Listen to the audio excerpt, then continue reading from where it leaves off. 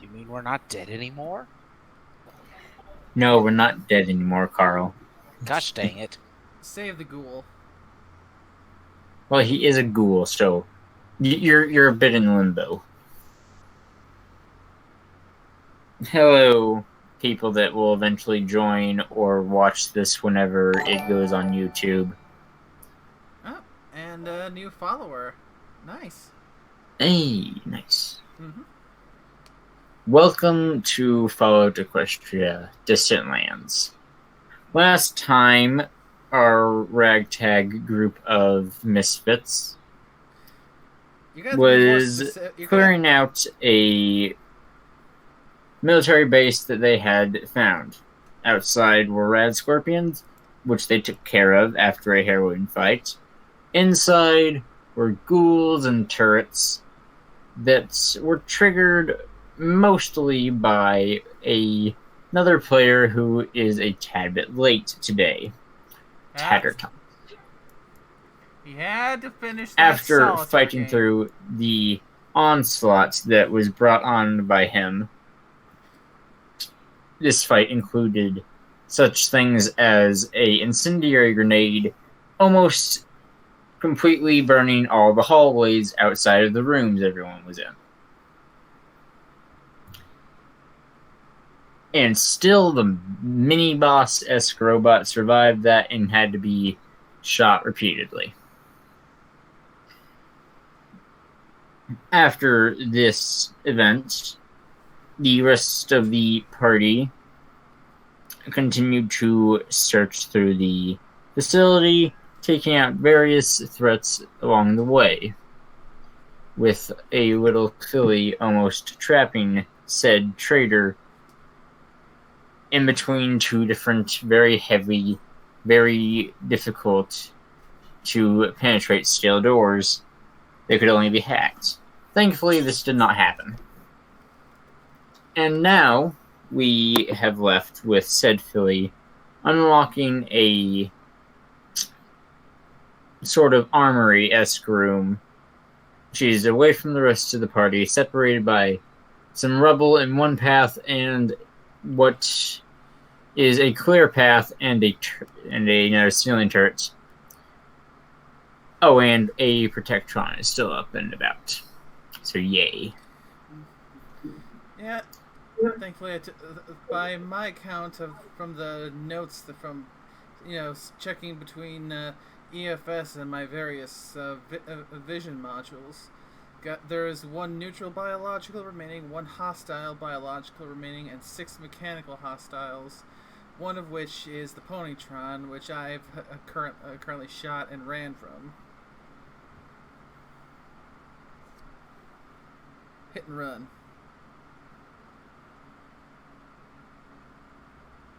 Legitimate strategy.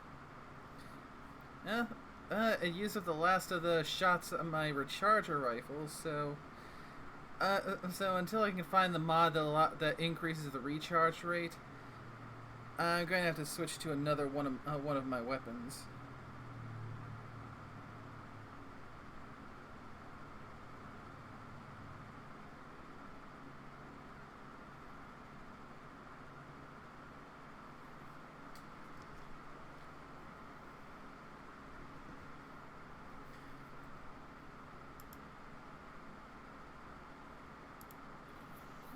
Well, Misty is going first, and since that player is at work and won't be able to actually do much for the first half, just like last time, I will be doing a little bit of their stuff for them. She had already acted. Such as noping the fuck out of the room that they were in, which I think I already did, yeah. And wasn't the last thing that Misty did the last time around was to make multiple attempts to try and break open the door, which, with that being one attempt per turn, so we could, in case Misty was late this time around, we can take a number of turns without having to worry about her. If memory serves, that is. Yeah, that sounds right. That is correct. So, skipping a few of their rounds, 7 specifically, according to what they are typing in Discord, they will eventually get in there. Which gives us 7 turns to finish up and catch up to the filly. Alright.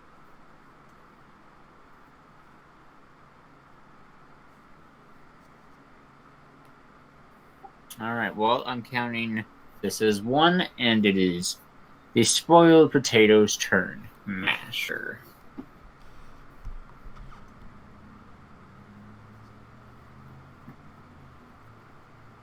Alright, so I guess Master's gonna keep going this way. Has that Protectron moved at all yet? Or is it just... Oh, I've been shot. I should do something. Did you even question? Did you even wait? Trying to think. Because I remember healing you last time. I don't, but with the kind of confusion of you trying to use the green bar for your rats rather than your health, it kind of made it confused whether or not you had taken advantage of all the healing or not. So, pardon me if I'm just getting a little confused on that. The green is now the health bar because everyone else complained about it. Okay, just wanted to make sure of that because that was a little confusing last time. Yeah, no, I do remember getting shot at or something. My cousins tried to eat me. Rude. Well, there's probably Very at least rude. there's at least one left. So, maybe your next cousin will be more talkative. If not, I've got plenty of bullets left.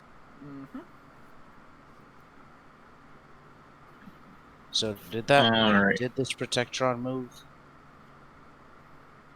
Or is it just still standing there? That Protectron is awake and doing stuff. Not doing anything yet because it hasn't got its turn. But it has been hit a few times.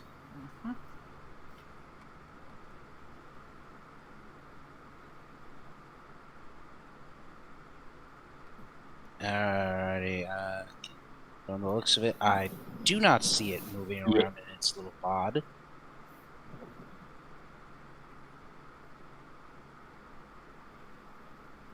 I'm sorry, I just can't turn up my computer because it will make my echo look really bad, and you're a soft-spoken person. Okay, well, I'm going to assume I heard Barry's shots, so... Yes. I guess hold position here and figure out what the heck's going on. Was she shooting at... Okay, is there something in the little alcove? Was she shooting at the bat? What the hell's going on? She was shooting at the Protectron. No, I the player, know that. Master, the character, does not. Yeah, right. So he will reserve an action. GM of the year. I'm great at this. Sorry to interrupt, but just a question. Is mash, I'm guessing mashed potato and tater tot related? Yes. Only very distantly, if at all. Dang it, if I'd known that, I would have made a character named Hash Brown. Tater Squad. Well, if my campaign devolves into everyone being potato themed, you still got berry and roots, so you're still good there. Wait, aren't potatoes a root vegetable?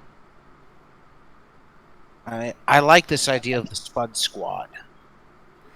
Well, is there still time for you to make modifications into another potato?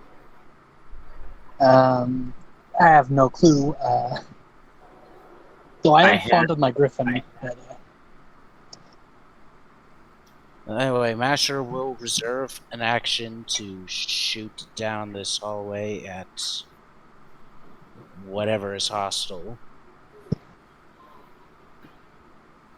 Be it another ghoul, a robot, or if Barry keeps shooting, or if Barry does shoot at the bat, then the bat's gonna get it. All right.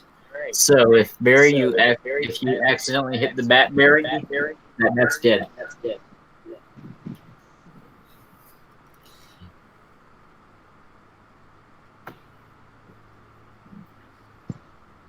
And speaking of Barry, it is her turn. Okay, so how much AP is it again to switch weapons?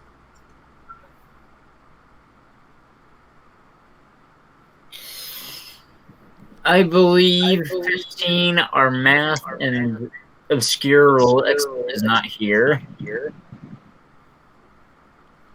But I believe it's 15. Yeah, because should add. And if it isn't, well, then I'm going to say it's 15 and we're going to stick to it. So in that case, I'm going to, because I'm not going to be using my recharger rifle until it fully refills its ammo. So time to actually break out one of my other weapons, the pulse rifle. So minus 15 there to get it out.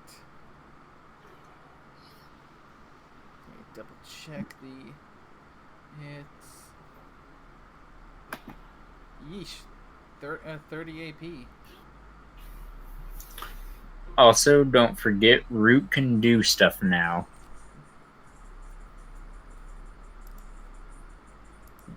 Given Root abilities.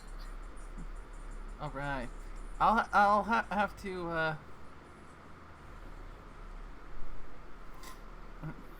take a little bit more time to commit that to memory. So I'll spend 15 to move down here to the corner. Call out to Frostbite and tell them to move out of the way. I don't want to hit them. And use 30 AP to reserve a shot for the Protectron once the bat is out of the way, and put 14 into dodge, and that'll be my turn. So you have reserved an action to shoot Yep. whenever the path is clear? Yep. Of the frostbite? Yep.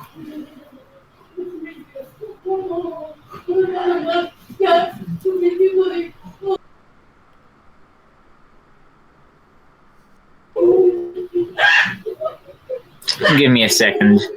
I will be right back.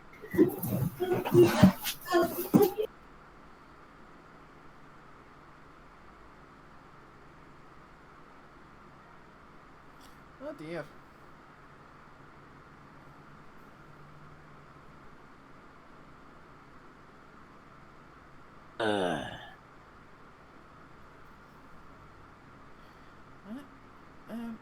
While we're waiting for that, hope everyone's holding up well today.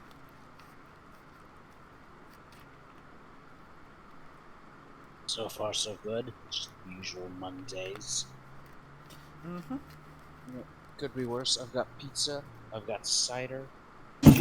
Sorry for that minor inconvenience. I had some people doing instructions in the background.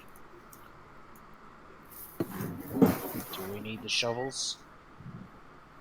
Now, you're holding reserve shots for whenever the path is clear. All right. On to the next person, which is just a ceiling turret.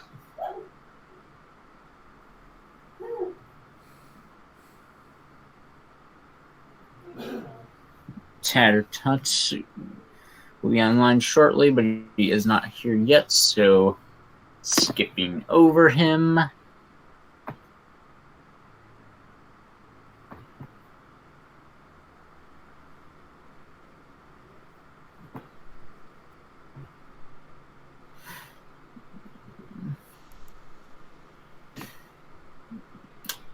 Frostbite will backtrack over and behind Barry, giving her a clear shot for whenever her turn comes around.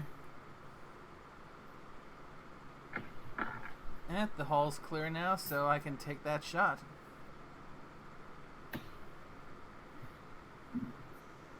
"19 Mew."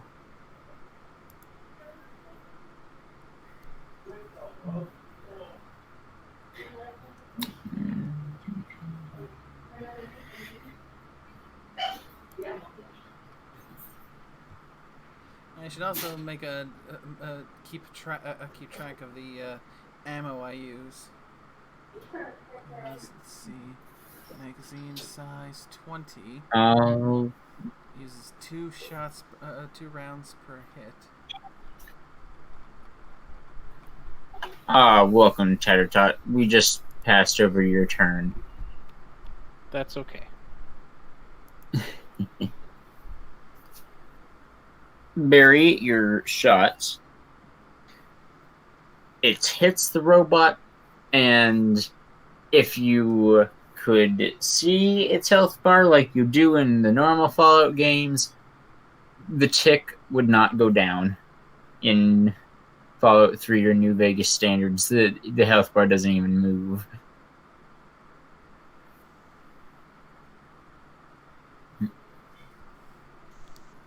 And it goes back around to Misty, counting as her second turn of hitting at the door. Mashed. Well, now that I see where Barry is shooting, I can move up and add my own fire. Pick the right thing. Alright. Has the Protectron rolled initiative yet?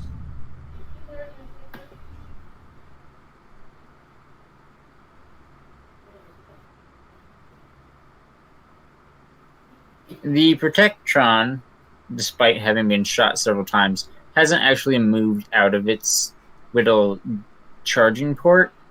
Despite being powered up and everything, it hasn't moved out of there.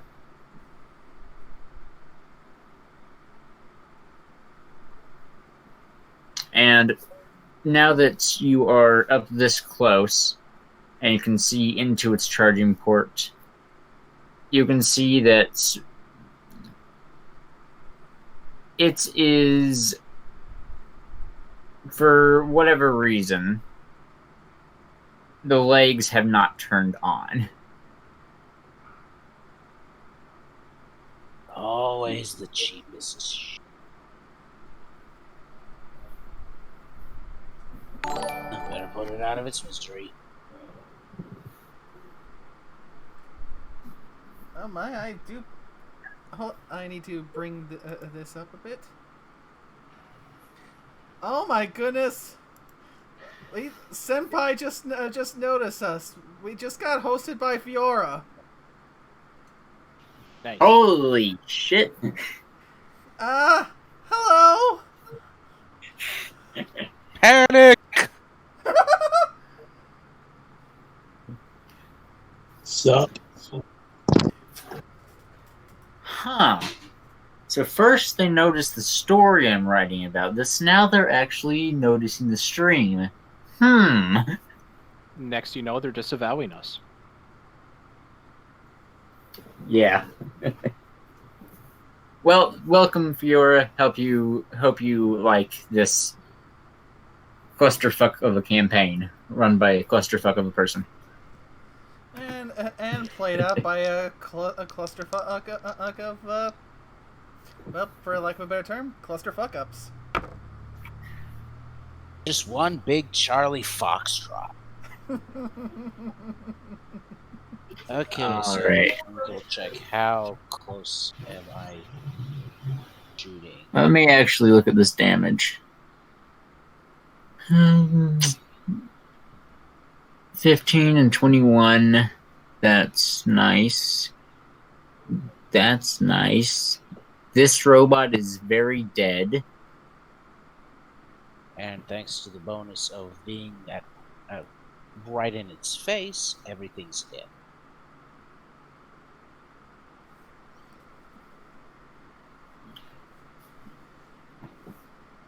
So, with the Ponytron being blasted by your wonderful submachine gun,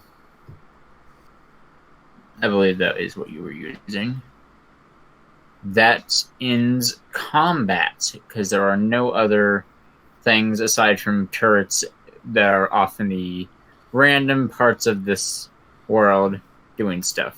Yep. Five mechanical hostiles left.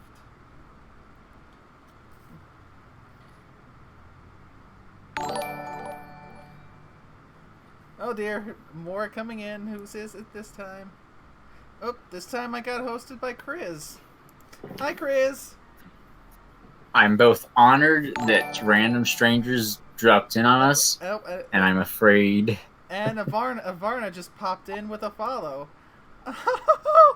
We are officially being raided. Yeah, we're being raided. Well, for random strangers that don't know what this is and are just now joining, And there's another one. Got a This is- a Brett Dibble following. Thank you for the follows. this is a campaign I run every Monday, formerly on Tuesdays, called Fall Equestria Distant Lands. I write a story about this, which is something I was inspired to do by the fact that Fiara did the same. It's, I guess, becoming a small little mini genre of campaigns turned stories in the Fallout universe, with only 2 entries in it. In this miniature genre. So, yay. There are streams recorded and put on YouTube. I'll let Barry link that or put that on screen somehow, maybe type out or put a link in the Roll20 chat, I don't know, to those videos so you can check them out if you want. Considering I'll probably have to just drop those in shameless advertising on Fiora's server after we're done. Well, there we go. We started, more specifically, Nerui, being the nice, good, kind person that they are, decided to start streaming, and we had already got halfway point of where we're currently at, half of the thing being on stream and half of it not. But it's very early on in the campaign, so you're not really missing too much that hasn't already been brought back up. If you do go back and rewatch them, which I'm not going to lie, quality on those can be pretty bad due to computer issues on my end, or just my bad audio quality. But I have a new computer. I think I sound pretty good. So far, So all those should be in the past. And if you can stomach my horrendous voice for those first few, go watch them. Give them a like. Subscribe to Nerui's channel whenever she drops the link. Show some love. And now, because people are actually here to watch us, to watch these crazy people play, I'm going to get back to it. Yeah, we're currently up to a record high for me, 13 viewers. One of them's me at the moment, so if you want to subtract that. I'll take what I can get since I've not been doing this that long. So, a little unexpected surprise aside. Yep, let's get right back to it. Alright. Barry, it is your turn. The Ponytron has been smashed by... Well, it's been mashed by Masher. Do. And what are you doing? Moving back up to check in. Thank you for your assistance. By my count, that leaves five more mechanical targets, turrets by the look of it, and one more hostile biologic, likely another feral ghoul. No, the turrets shouldn't be a problem. They seem to be the cheapest things in the world. And, well, ghouls are squishy. Yep. So were you and Tater Tot able to find any terminals? We found one. Here, let me show you.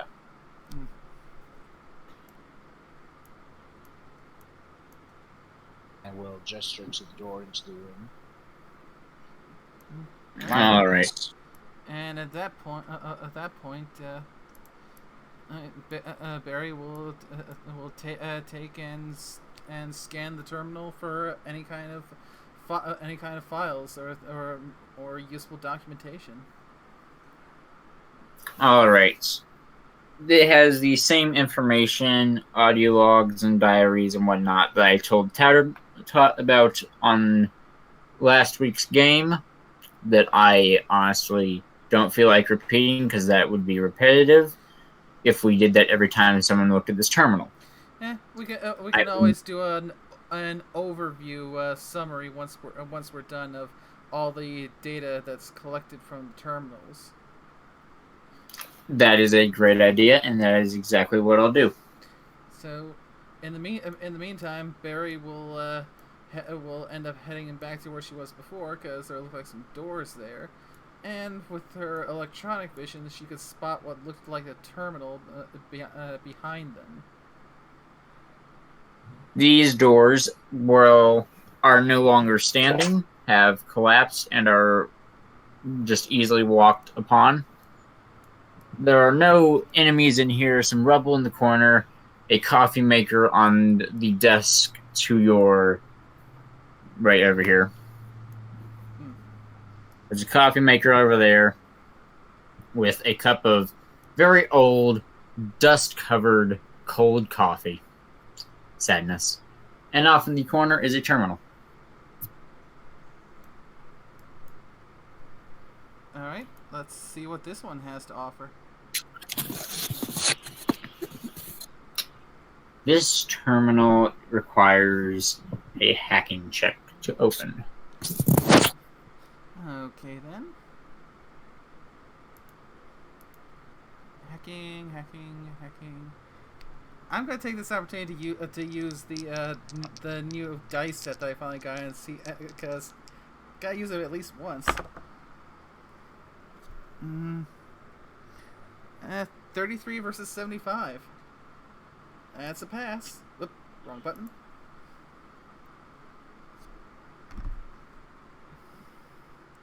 Alright. And because I trust you, I'm not gonna make you show a picture or anything in Discord. Popping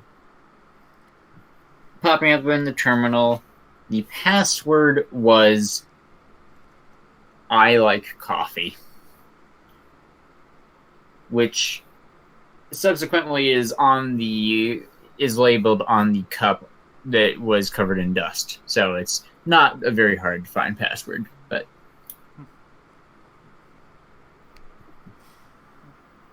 inside this terminal were basic shipping notes of this thing comes in, this person comes out, this thing comes in, this thing goes out, person joins, person leaves. Basic logging in for the day and supplies being shipped in and out. One such item, a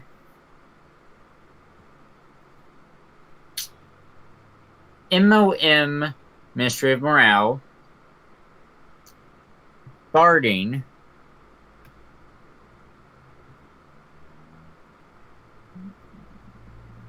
is labeled as with a PP beside it.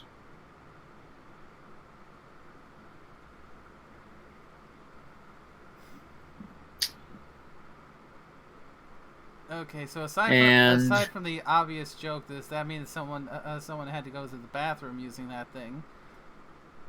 no, it does not stand for that. I know, I was just making a dumb joke. But this mom riot gear, which is what it is, appears to be a sort of pet project from one of the scientists working here. Yeah, so that's what the PP stands for. It has been reinforced, and a few other less than combat nor protection focused alterations have been made to the armor. The name of the scientist working on this was, his name has been redacted, and he is labeled as having been fired from the facility.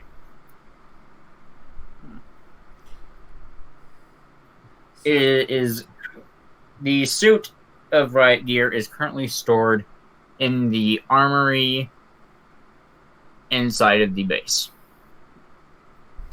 Okay, so I'm going to have to make a note to take a look at that riot gear then.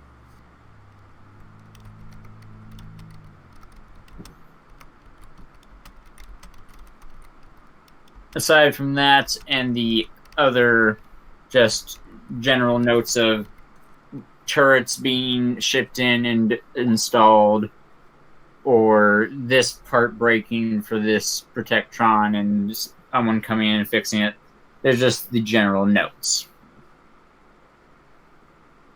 of things.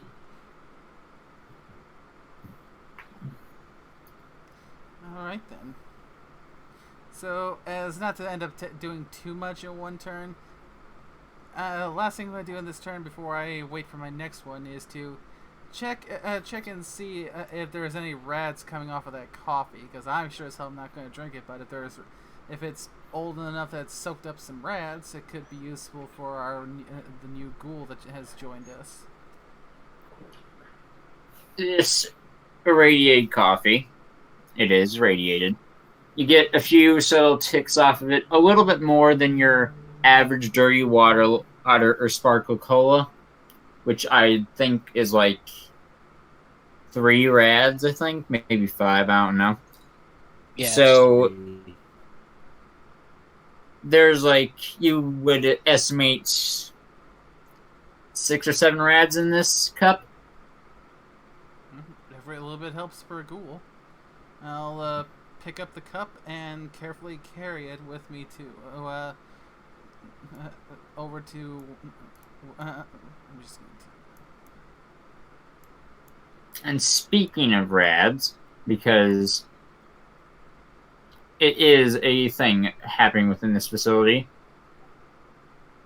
I believe I pointed it out last time, but the corner where all the dead things are in the first hallway, starting there, rounding around that hallway that Tattertot is in, and coming around, barely nicking the Protectron, sort of in a circular motion, going in that sort of arc, everything through that rest of area in the facility is irradiated. And I think... So, everything around this area? I will actually just make an aura from where the radiation is coming from, because I might actually be wrong as well. But yeah. I don't think I am.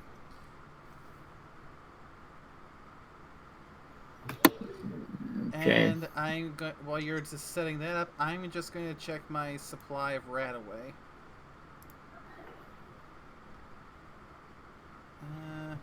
Oh, that's fun. This is 5 doses. very large area. Scroll a lot.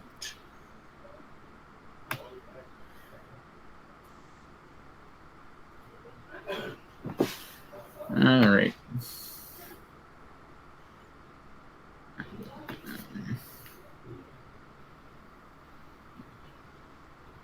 Or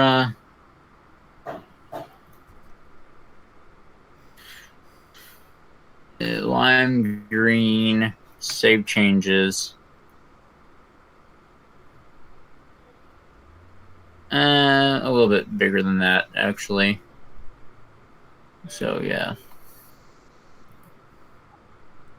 I can't quite see the aura yet.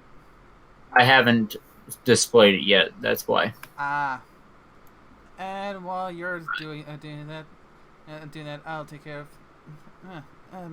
Here you go, Master, and I'll hand him the coffee. I found this. It's probably not. It's probably not something that any normal pony should drink, but it seems like there's enough rats coming off of it that it might be good for you. Masher will take it, look at it, and just down it in one go. And as soon as he's done, he'll give a slight shudder and be like, yeah, that's as bad as they usually are. Alright. Based on sciencey math knowledge and stuff, that is what you can see as the circle of radiation that you are picking up. Near the outskirts of it, you're only getting one or so tick. Every now and then, sort of a little bit along the lines of a Sparkle Cola. More in the, as you're concentrating more towards the center, there's like 8 or so, and then you don't know what the current amount is at the very center. Yeah. Looks like you might be getting a bit more rats than just that coffee. My pit book's starting to do its usual dance.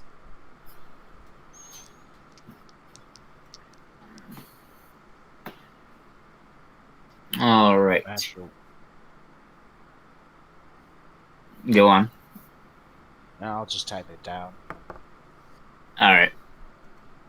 Tattertots. It is your turn. Hooray. Mm.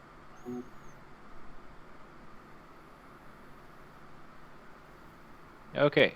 Dice have determined Tater Tot shall head this away.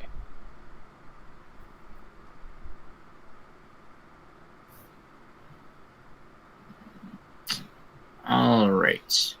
Oh, Let me get my I'll pause Let me reading get this my- book. Let me get my reveal areas stick thingy ready.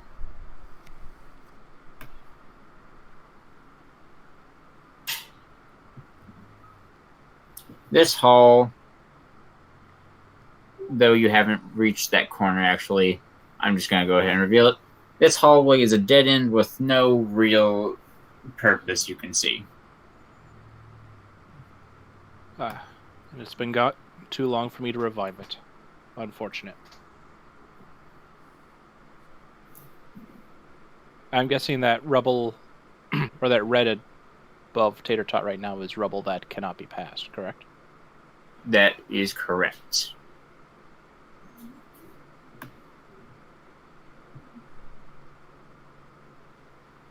And that is where a ghoul has been sleeping for the past while. Wow, you can sleep through a lot. Is it still sleeping? Or am I getting Unless you've impatient? unless you've made any obvious attempts to yell at it, then yes. But beyond just the ghoul sleeping there, is what is in this small corner.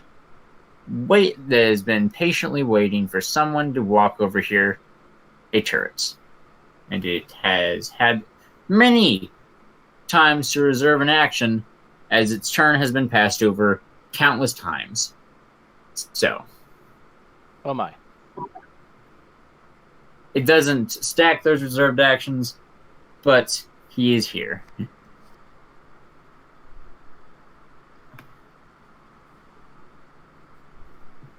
I am awaiting the pain.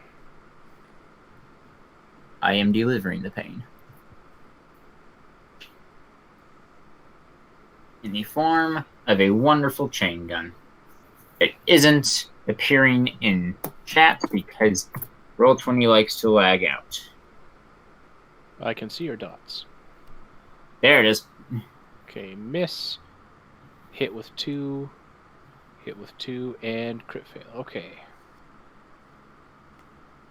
Crit fail, turret has jammed, and turrets and robots don't really have a way of unjamming themselves, so this thing is basically useless now. Nice. I thought turrets could unjam themselves, but that might have just been how I rule it.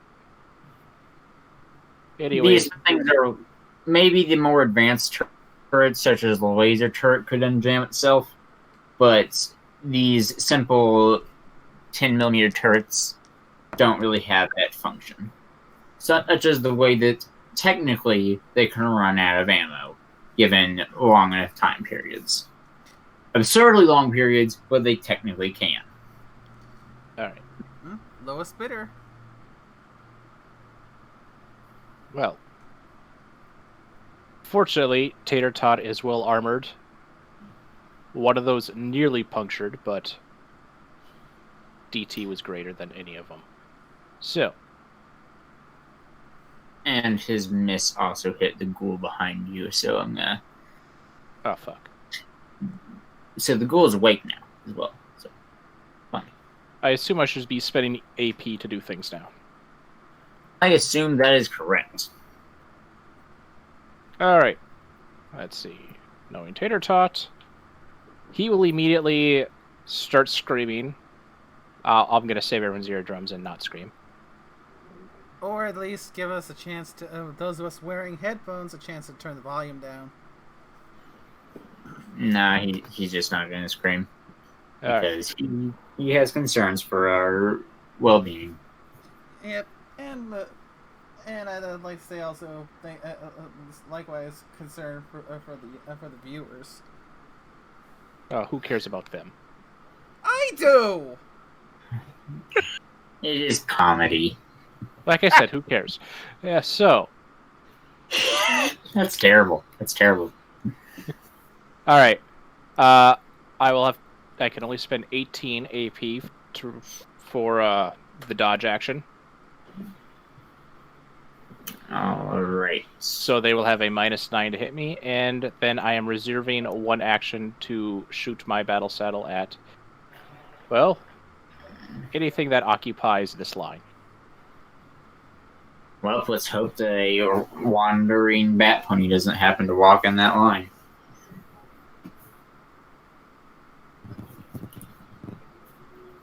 Alright.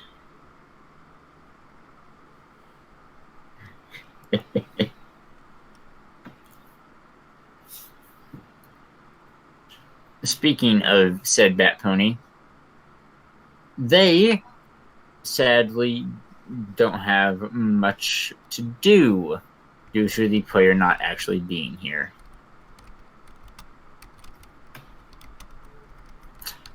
So they are going to venture through these halls and see what they can find. Coming upon the rubble that Misty is near, while bashing on the door. And they're going to sit and observe the curious filly that is smacking on the door, who keeps waving off any attempt of help, saying that they can do it themselves.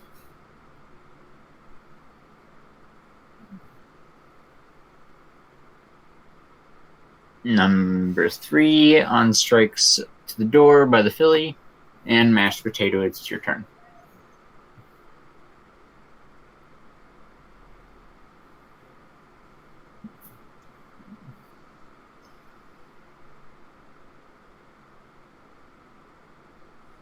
There's I find it shooting going on, so I should probably go towards that.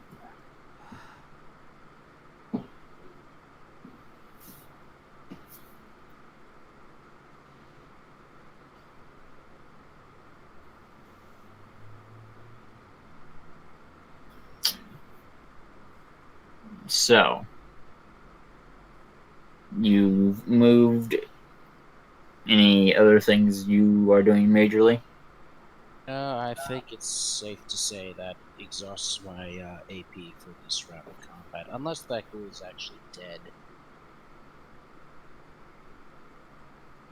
That ghoul is still alive. Okay, great. Another chance to be eaten. And Barry, Mashed Potato just screamed and ran off in the direction of gunfire. What I are you didn't doing? scream. It's the other potato that did the screaming.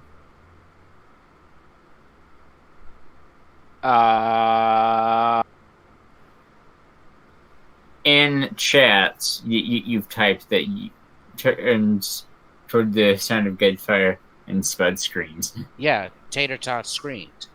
The Spud screamed. There's 2 potatoes. Well, you're also a potato pone, so I got confused, okay? Yeah, that's fair.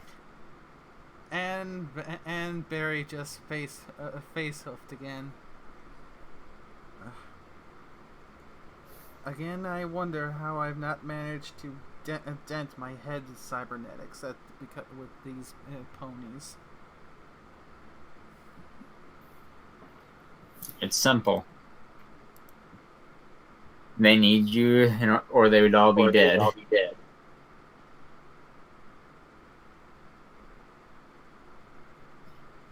All right. Yeah. But Barry, what are you doing? Okay, so time to do the calculations.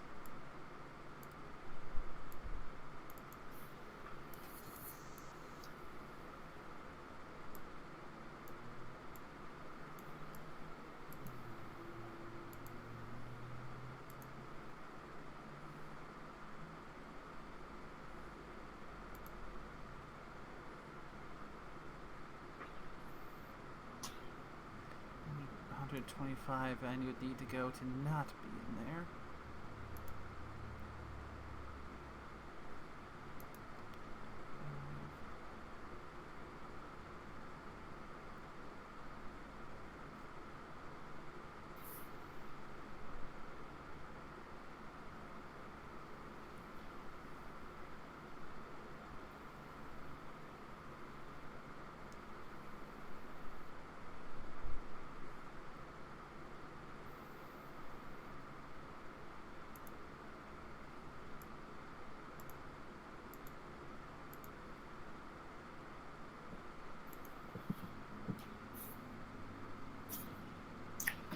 Okay, so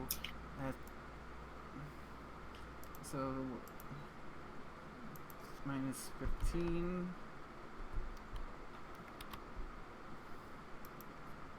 Minus 15. Minus 15. Yeah, that works.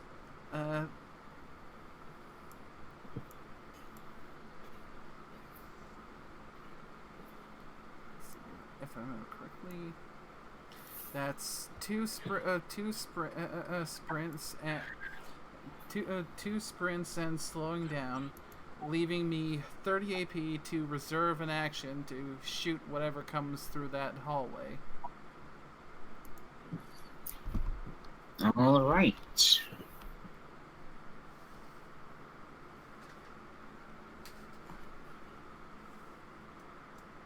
And with said sprint and reserved action, Tatter, it is your turn. Quick question. You didn't forget to give that ghoul an initiative, did you? I did forget. Because that was the Alright. point of me reserving an action. This is true. This is true. I don't think it's going to have a higher initiative than you, but this is true. And I can't add it to the turn order because I'm not that far scrolled up and keep clicking on the rubble. I can roll. Because now I got it. If you need it, I rolled a 6 for it, so 6 plus his initiative bonus if you need. What can I say? I just got my very first set of dice, and I'm eager to use them.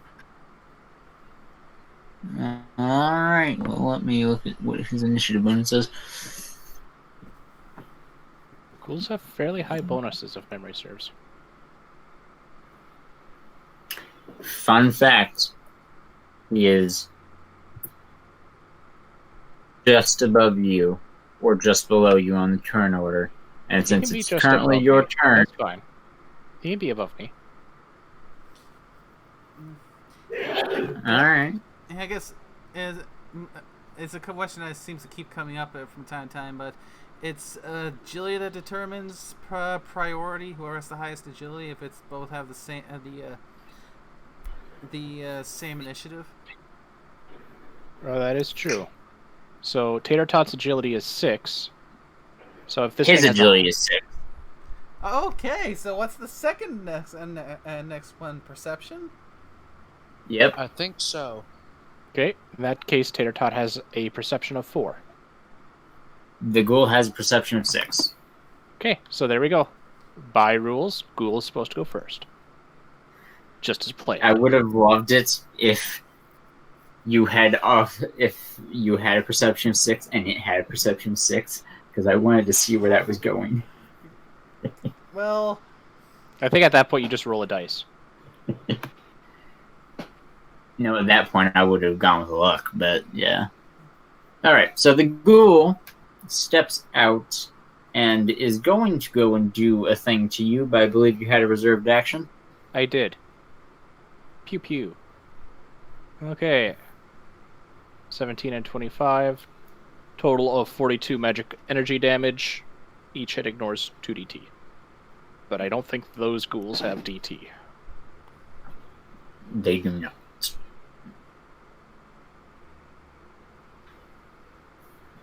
So...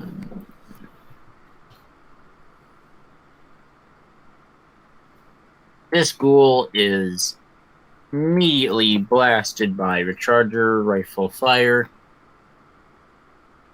and has started regretting every choice he made when waking up this morning. which has been all of just say a couple of seconds. Exactly.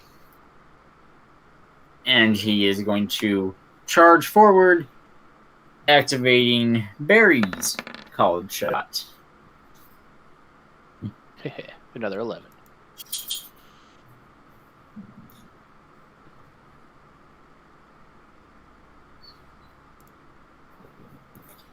And while he is in grave pain, he is very much not dead. I'm And having he's- flashbacks to XCOM when everybody on your squad is on Overwatch. He's going to finish his mad dash of wild rage at Tattertot and give it everything he's got. As a reminder while you're rolling, I do have a 9 evasion going right now.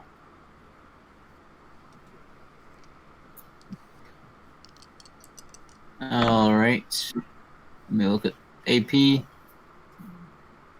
Well, they should have a lot.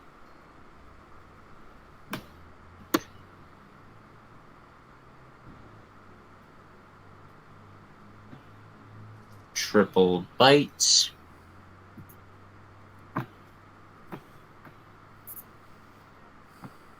Ooh, crit fail. That means it hit itself, I think. Second one misses due to dodge. Third one would hit. And to top it all off, a hoof smack.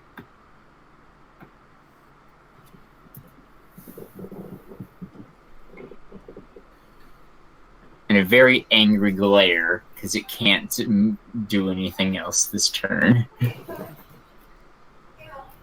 Damage has been applied. Would have been funny if in that critical hit it broke its teeth. Oh, that is a crit, isn't it? Yeah. Yeah, crit fail. So that means it hit itself by rules of melee. As it leaped to bite you, it didn't leap far enough and it got caught on itself in midair, tumbling at your feet, and instead of biting you near where it was going to, it instead spends the rest of its bite actions trying to bite at your leg, which is where it bit. So fun. It's currently on the ground because of having that critical fail. So, yeah. And now it's Taratrot's turn. Alright, so if it's on the ground... First refill my AP here. I'm telling you that if you were to just, as a normal human being or pony, step on this, you would probably kill it. Yeah, unfortunately, as a normal pony, I suck at hitting anything without using my battle saddle. So I'm just going to scoot over here and shoot it. And it's dead. And, you? Normal? Since when? Shut up. And who said I was done? Who said I was done with my turn? Yeah, there's still a turd there. That's there. I was just moving the turn order. You can still do stuff. Calm down. Spending the AP. I'm going to scoot up here in the little murder hole. That way I'm not going to have the penalty for... Oh, no, I still have a penalty for shooting at that. Okay, I have a minus 15 to hit it, because battle settles are annoying like that. I miss. Oh, there was more space. Unfortunate. No, there is rubble there. You can see in here. A wild shot. Let's see, it was 15. That wild shot missed by 1. Damn. Okay, I am out of AP. All right. And that's also, for the record, the last of the hostile biologics. That you're aware of. If they hide, no, that is literally the last currently hostile thing in this building. You seem to forget that 1, I've got a pip buck, and 2, I've got a cybernetic eye that can see through walls for purposes of tracking heat signatures and electronic signatures. I'm aware of those, but I'm just pointing out that with a high enough sneak skill, you can still hide from those.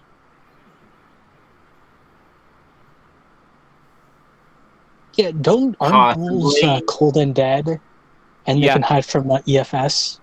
Yep, and usually ghouls, until they pop up and start actually doing things, are usually hidden from EFS. Usually. I'm not sure if they would... This is just a gameplay thing I'm not sure about, but would they logically be hidden from cybernetic eye, because it's a heat and technology. They don't give off body heat. Scanner. Yeah, they don't give off body heat. They're dead corpses. Yeah, unless if they're just laying still, they shouldn't be giving off heat, or at least not much. When they start moving around, they would, but it would still technically give off heat in the slightest bit in the shape of a pony, though. It depends on if they're giving off more heat than the ambient heat, though. That's the big question. That's fair. But you are in a military base that has been sealed off for forever, so it's pretty cold in here. It's also dark, because there have been no lights on until you all walked in here. Yep. Anyways, my turn is done. Yes. Frostbite, being the bat pony off in the upper corner that they are, is going to take a shot at this random ceiling turret with their explosive weapon.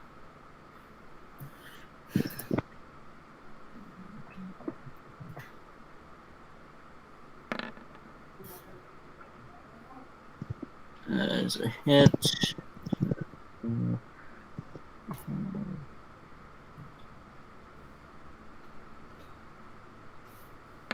For people watching and wondering why I'm rolling for a character, it's because character is unable to make it for today due to various reasons. And they're more of a come in when they can character anyway.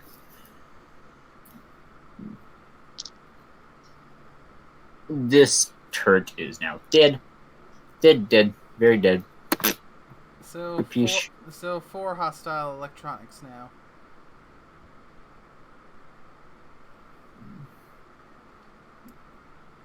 And for the rest of their turn, they are going to come up to this door, getting more rads than anyone else in the building.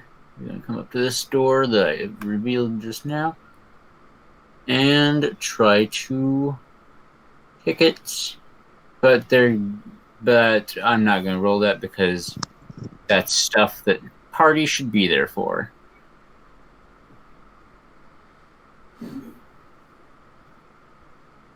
Floor turret's turn.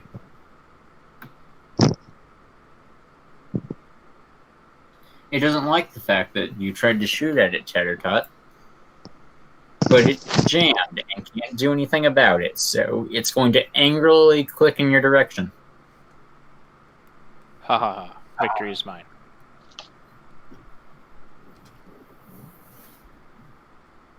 Misty is going to spend her 4th turn trying to bash open that door.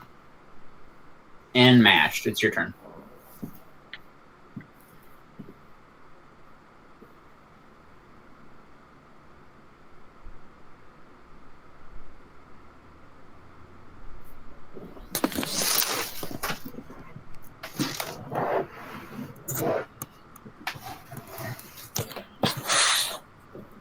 I cannot hear you if you are talking. Sorry, I forgot to push the thing back on. He's going to come up and put the turret out of its silly little misery. The cheap piece of junk. 15, 13, 14. And then 44. 22. No, the last one's crit. So it's 44. Well, it died on the crit in of itself, so it would have died before then anyways. 3 remaining.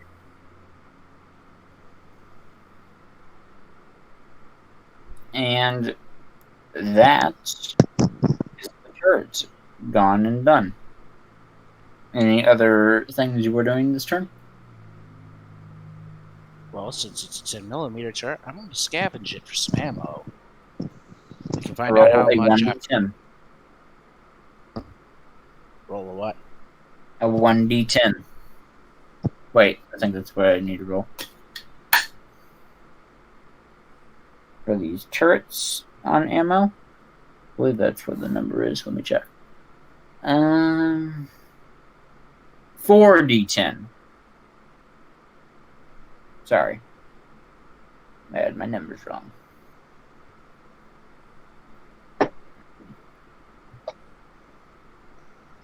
You get 17 10mm ammo.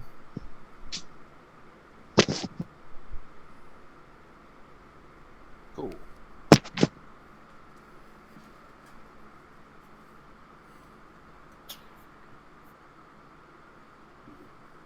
And while you're scavenging, if you have nothing else in your turn, which I'm not sure about, but hey, maybe. Barry. Yeah, they seem to have this well in hand. Come on, Root. I believe there was a terminal back in that other room. All right. So once again, going and and scanning the terminal for useful information. This one is also locked and needs a hacking check. It's getting a little dark to see, so I'm going to have to just use roll 20 this time.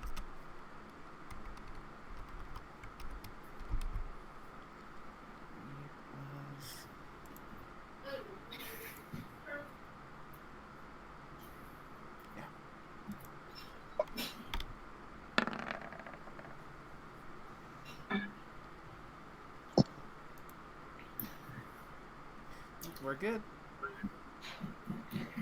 All right. Upon unlocking this terminal, it has the easiest of all password. It's beans. Don't ask why its password is beans, just is. I've learned a long time ago to stop asking why these passwords are what they are. That's smart.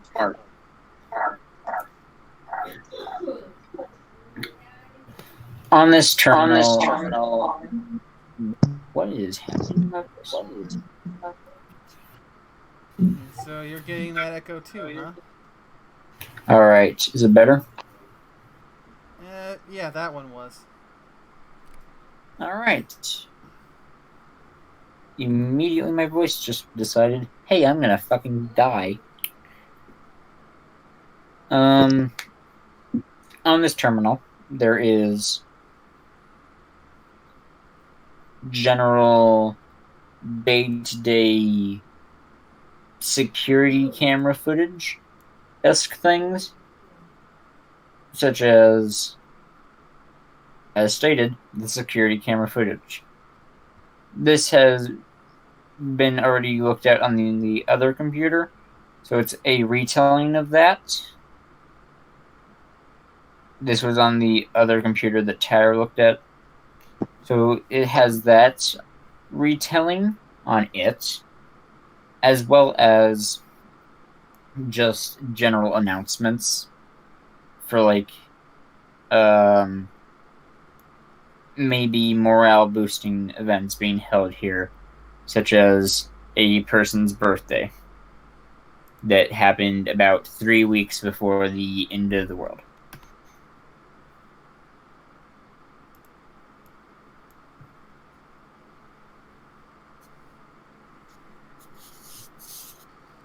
Alright then.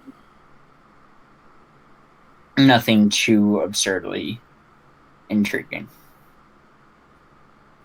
Yeah, still a good idea to be thorough. Well, you never know what you'll find until you look through the files on a computer. This is true. Okay. So, let's see. Try to remember. I believe you mentioned that somewhere out of sight there was one turret in this small area over down to the south. In this general vicinity, somewhere here. I'll go and look for it on the way out then. The echo is coming from Zerkay.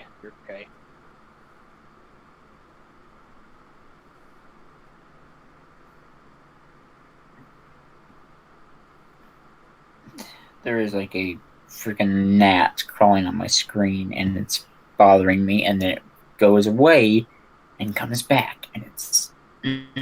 I've had those pop up from time to time during streams, and yeah, it is annoying as heck.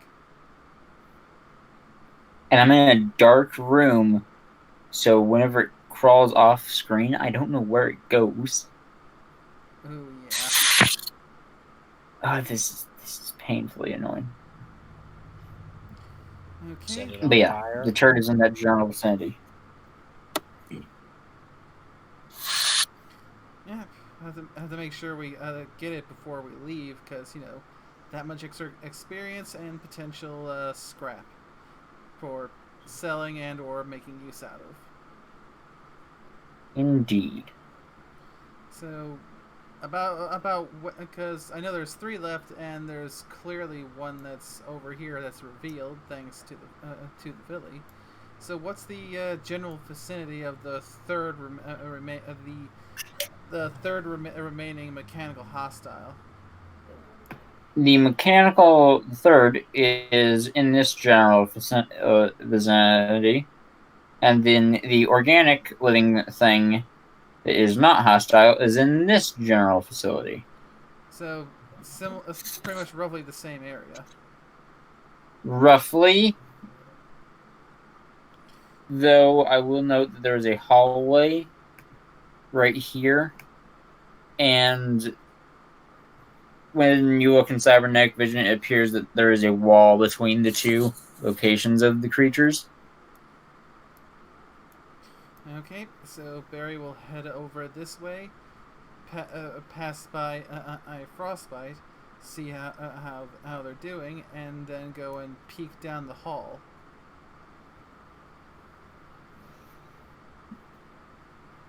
Alright. And Down this hallway is the ceiling turret. okay, so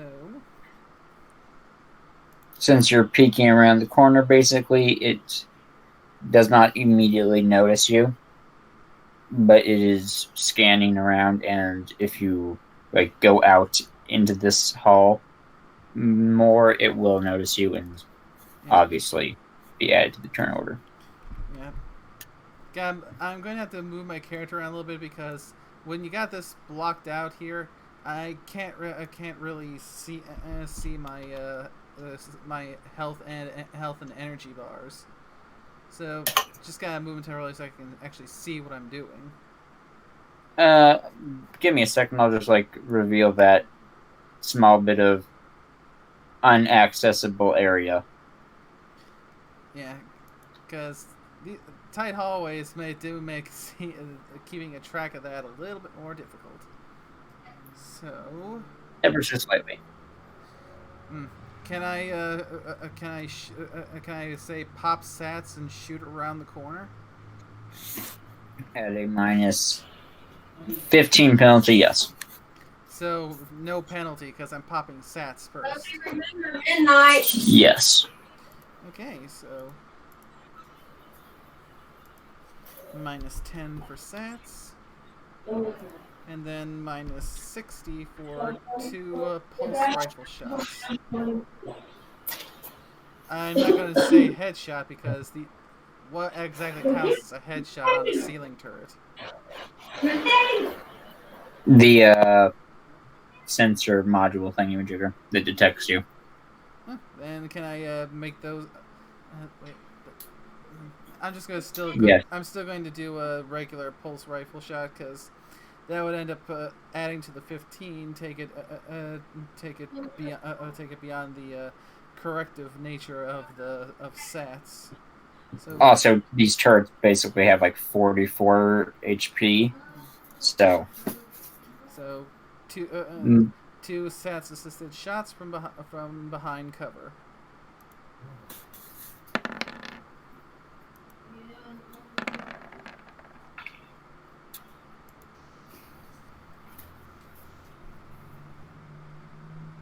That's 32. 32 damage. Mm-hmm.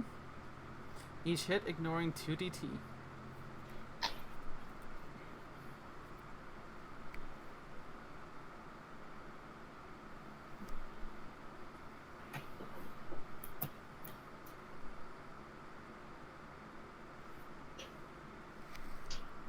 It is still alive. And before I end my turn, I'll make a quick check of my Pip-Buck's Geiger counter. You are picking up around 9 rads. Almost 10 if you hold your Pip-Buck up to the wall, where in this general direction of the living creature. Yeah. So basically, All right. In that case, if Barry will call down the hall to every pony that can hear, namely Frostbite, and Misty. We shouldn't stay here long. I'm picking up 10 rads in this hallway.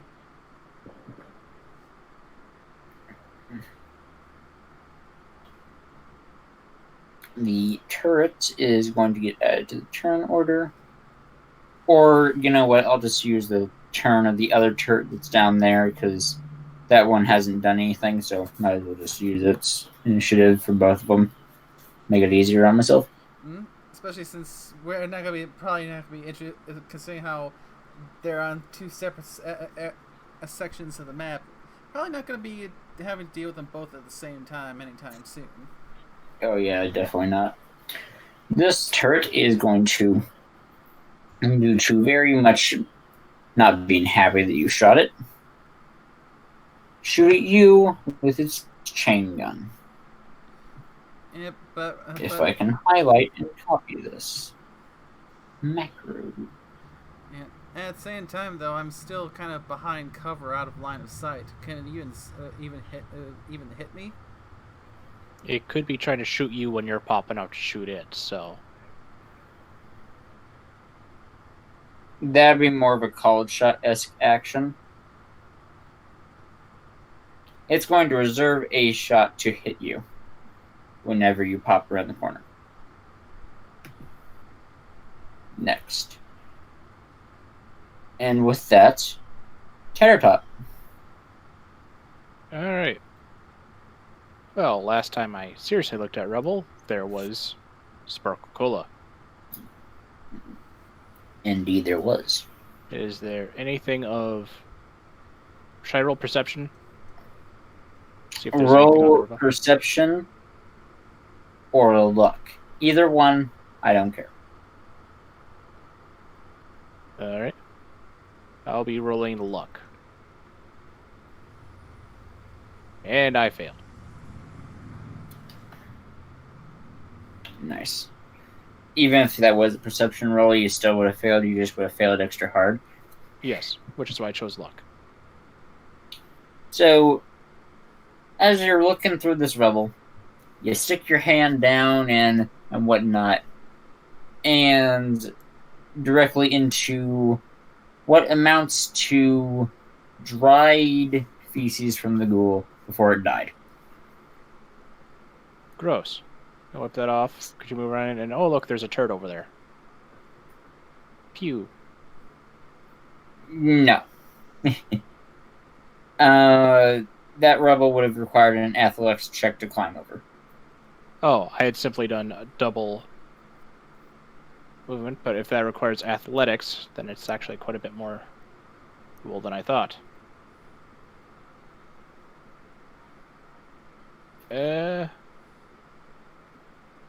Right. Well, we've seen enough to get around here. In that room were cages and whatnot, if you're wondering. Cages? Yes, of varying sizes that amount to looking for, with plaques on the side of them that say, well, the one closest to you had the word bear written on the side of it. So, Clearly, it held a mongoose. yes. Alright. Well, I believe that's all Tater Duck can do within his action points, so... Alright.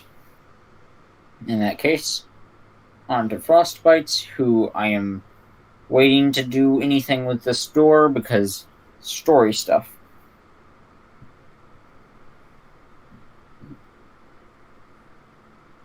This 4 turret is not even on the alive side of the world anymore, so... And Misty is on her 5th cannonball shot, or hit, whatever, out of 7, so... Nice. Mashed. Your turn.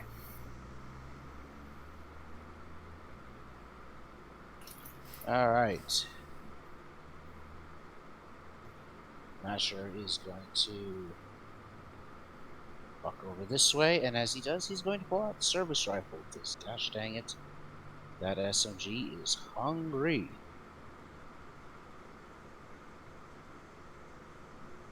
Walk over here and take a shot.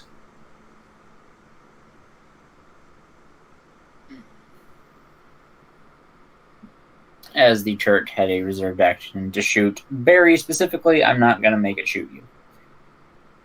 Because Wild Wasteland, it was mad at Barry, not you.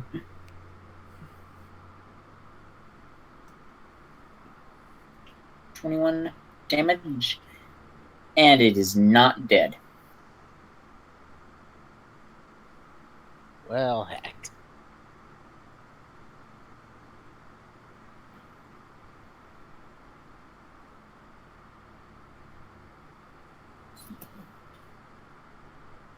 And that's my turn.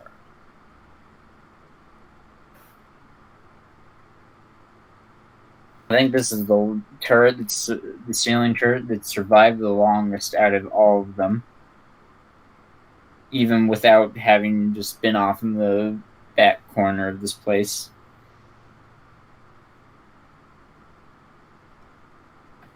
Barry? Alrighty then.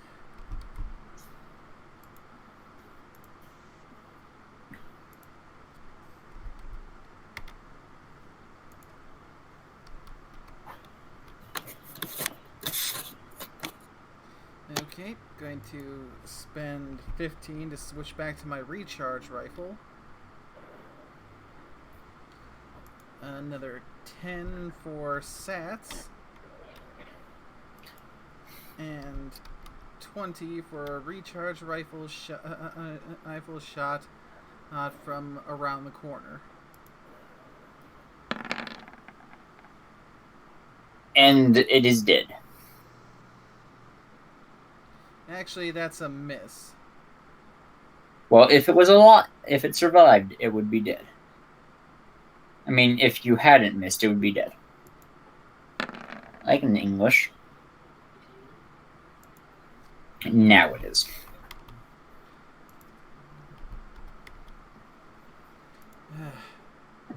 That means there are now 2 hostile electronics left.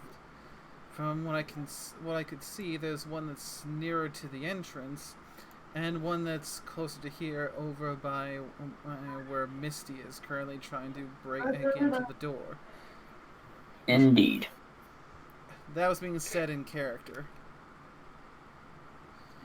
Before we go any further, we should probably go and assist her, so she doesn't get shot up by the turret. And get her out of here since your hitbox seems to be doing the Macarena. Yeah. Alright. I assume that you'll be just doing that as, like, sort of passive action because there's only one turret left and I'm not even going to bother with it. I'm just going to say that it's down there and it is off doing its thing. I'm going to remove it from turn order and combat's over. So, Barry, you can move your token freely. Chattertot, what are you doing? Let's see. That was through a search. They're searched. I'm going to go back to these doors. These were nice doors. I want to open these doors. They are locked. This first one I had unlocked last time. Indeed. This first one is unlocked. That's right. And the second one required hacking. Indeed, and there is a terminal beside the door you are standing by. With the hardest level of trying to open the terminals, which I believe is minus 30 or so. Minus the default. Minus 30 is the default. I'm going to say it's a minus 40. That's okay, 'cause by default I would have had a 19 anyways. So I'm just going to try it. I thought it was for range of -30 was the highest you could go for difficulty. Apparently, It this is is, but extra this hard. one is special because GM rules and homebrew is somewhat used, a tiny bit. That doesn't really matter for this one. So But basically, any calls to BS is countered by Word of God. Yep. So Tater slams his face against the keyboard, does not succeed, gets bored, and moves on elsewhere.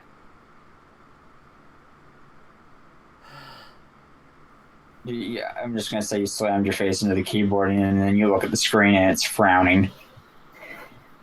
As it should.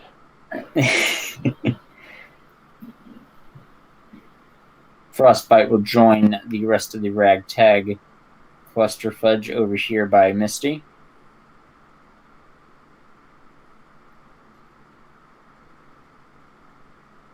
Misty will take her sixth swing at this door, I believe.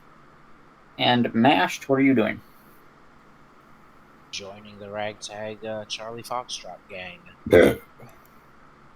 Excuse me, I had to burp. That kind of No. sounded more like a demon saying hello rather than a burp. All right. Nice to know that Dr. Pepper makes me sound like a demon. I'll remember that for Halloween. Dr. Pepper, the preferred brand in hell.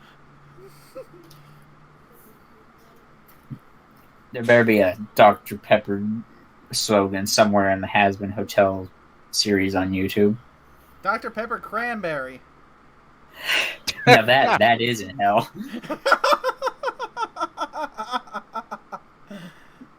All I say is, yes, please.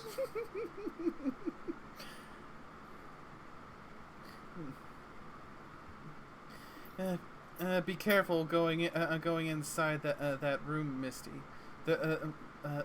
There appears to be a turret that's just waiting inside there.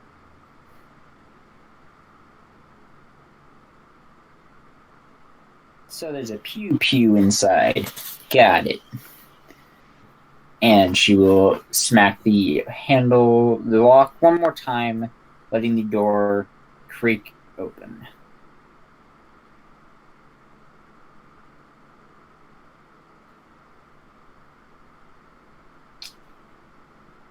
The door opens, and as stated, there is a turret inside, and it is a pretty high-tech-ish looking one. There's also many great weapons inside.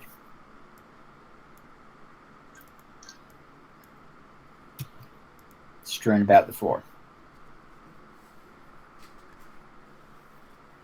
So, taking it from the point of berry and root, because doggo is nice. What are you guys doing? Once again, going to pop sats. Actually, I'm going to put the minus in there so I don't mess it up. And take. Well, I've got 6 ammo, so I can take 3 shots with my recharger rifle around the corner. So first shot.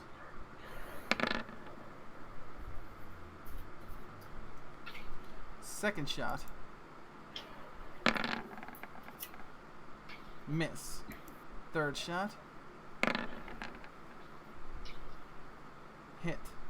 So, let's see. 22, 25. 47 damage, 2 shots, each ignoring 2d10. Let me look at how much health this thing has.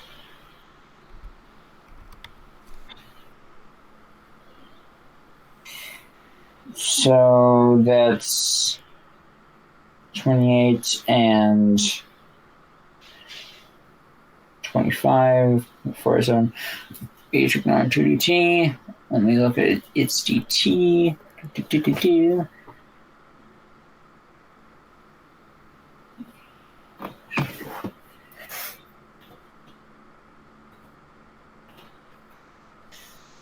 It is still alive and did not like that.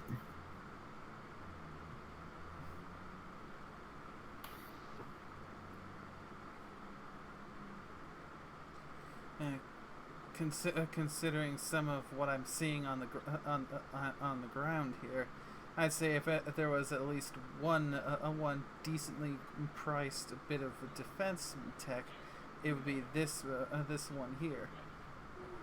Indeed. Now, you came in and shot at it. Around the corner, similar to as with the last one. Alright. It is going to... I'm going to move on to Tetra now. Actually, I need to roll with initiative because you just shot it. And turn... Come on. Let me move its token real quick, that way I can actually add its turn. Because for some reason, that's at the very top of the screen and out of my reach.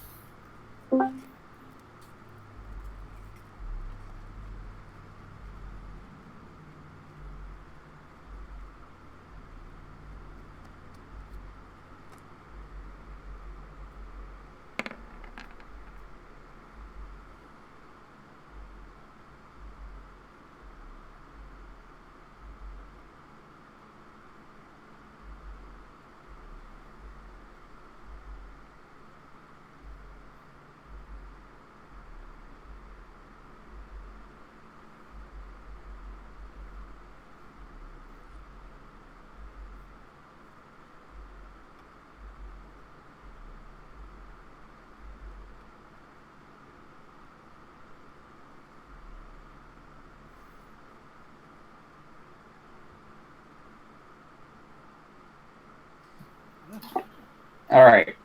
I've reorganized things back to descending. And I did not know push to talk had turned off.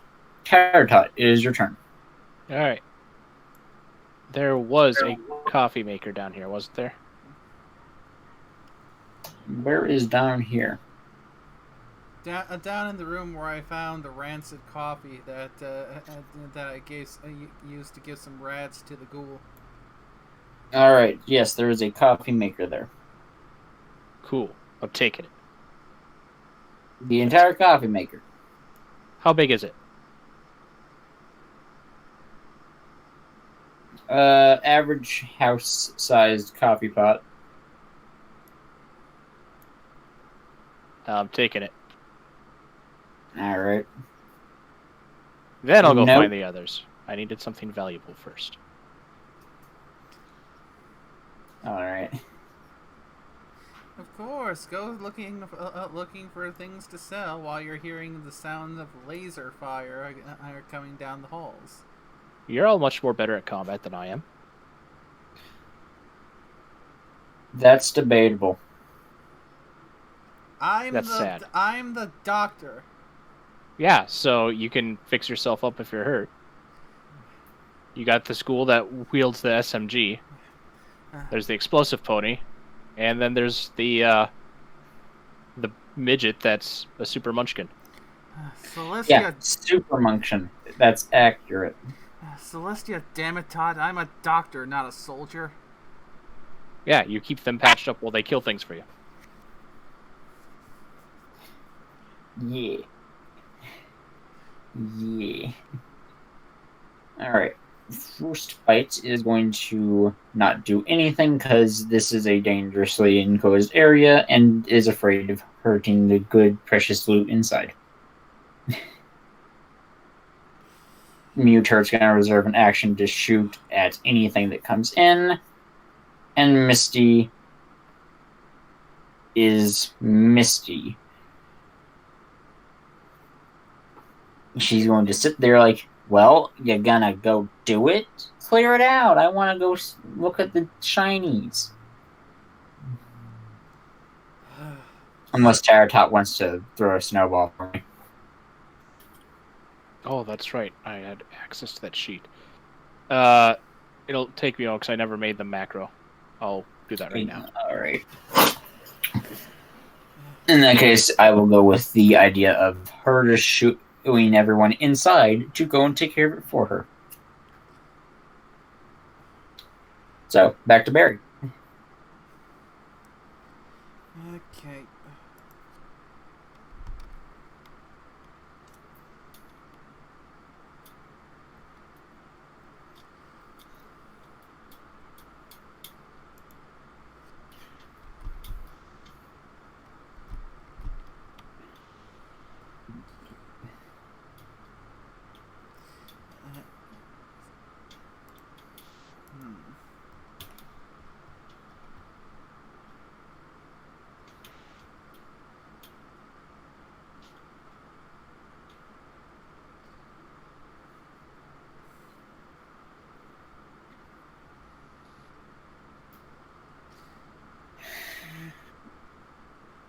Not much I can do. So, switching back to the pulse rifle.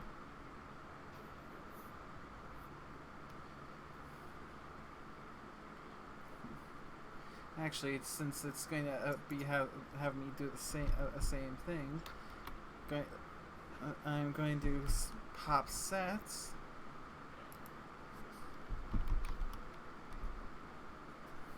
And take a around the corner shot.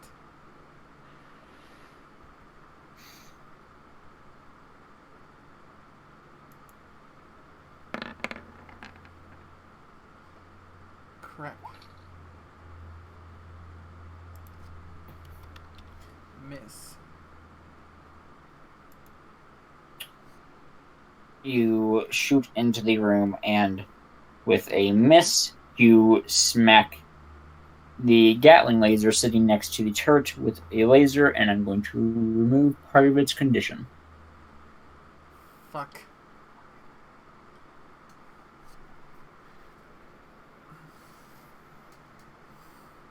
Where is that Gatling cast? That's a caster. Gatling caster. There it is. Condition goes from 100 to 98. Ay. Is it Anything else you were doing? Is it possible for me to, while still in sats, do a weapon swap and fire another shot with a different weapon?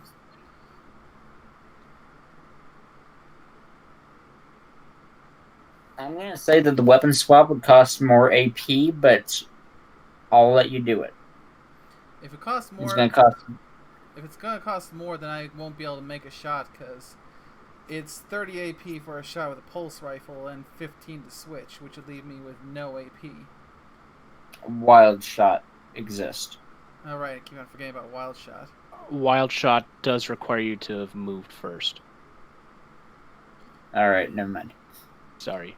So in this situation, since I'm actually trying to play it smart and stay behind cover, I'll just take the minus 15 to switch back to the pulse rifle, and let's me double check what my agility is. 6, so that means I can put 12 AP into dodge. Oh, wait, that's 18 I can put into dodge. It's 3 times your agility. All right. So, yeah, that's 18 points into dodge, and that's my turn. All right. I hope people watching are enjoying.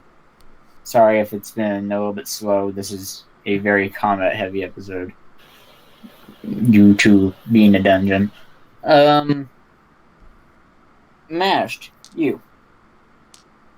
Yeah, well, considering that the only door into the room is blocked by Cyber Zebra, I don't think I can really do anything.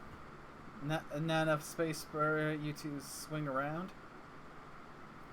The small filly can probably squeeze around. The dog and the fox can probably squeeze around.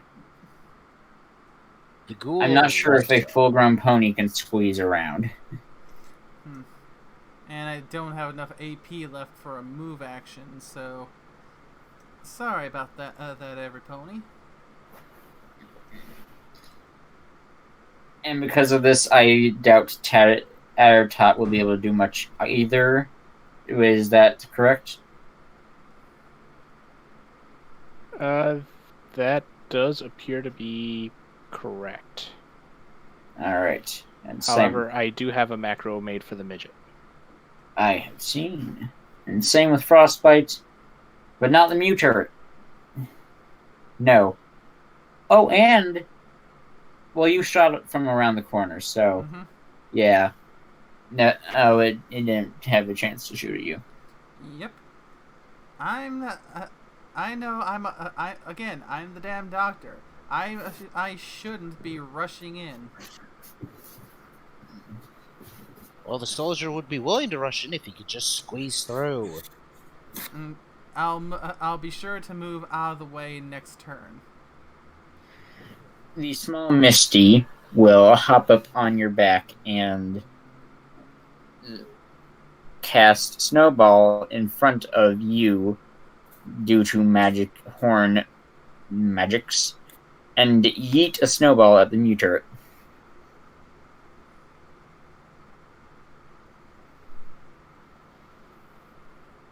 Freezing it to the core, making all of its joints and circuits turn very cold as it smashes through its barrel, deactivating this turret for good.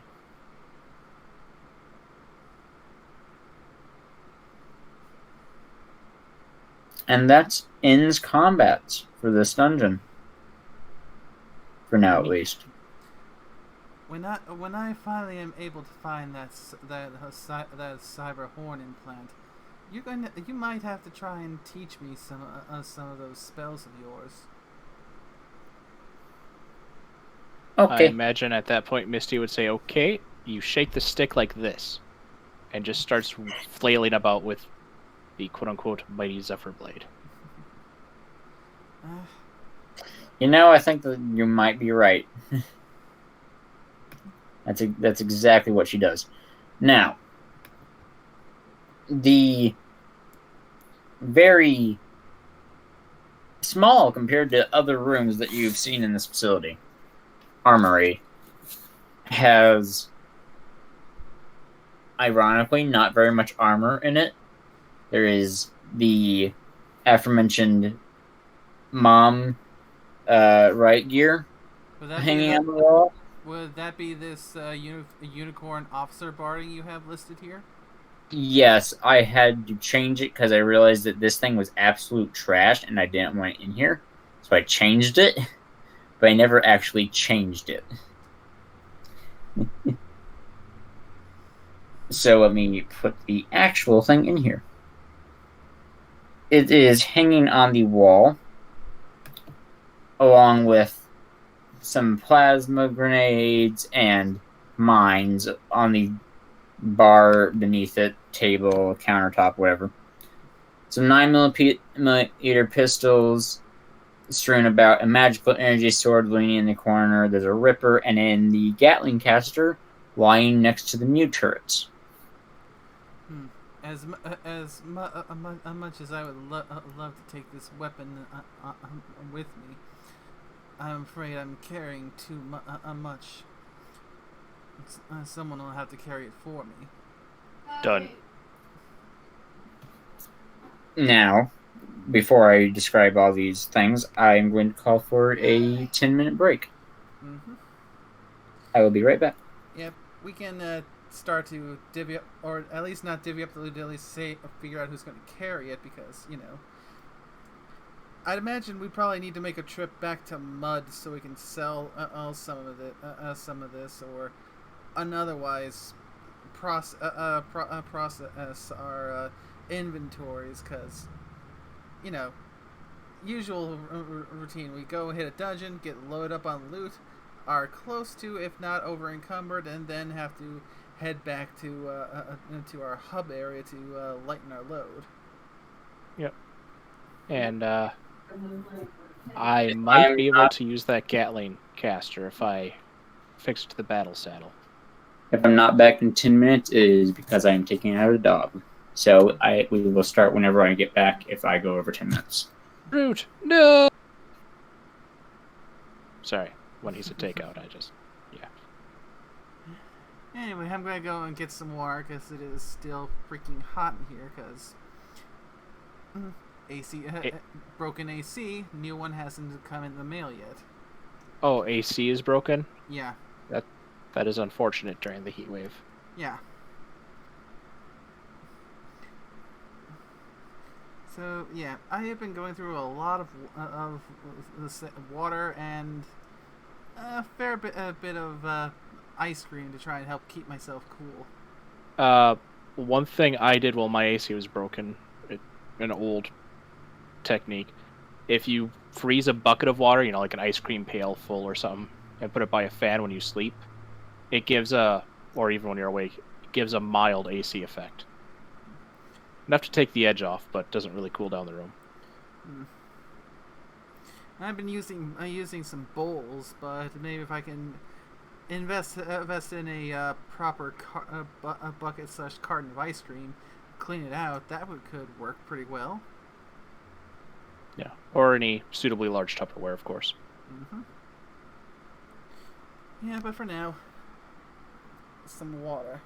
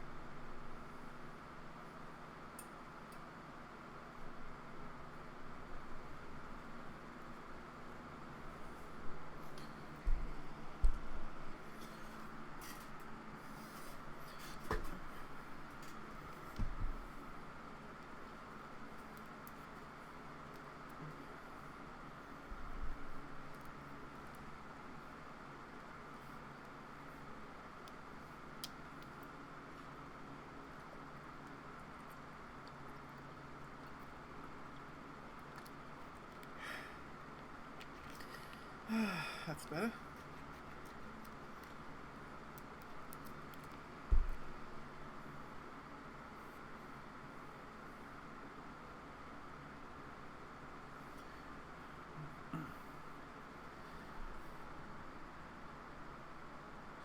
I think Mash would be quite fond to take those plasma grenades and mines.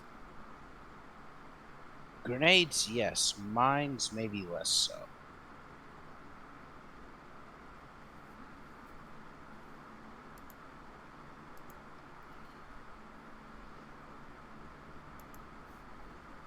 Slightly less so.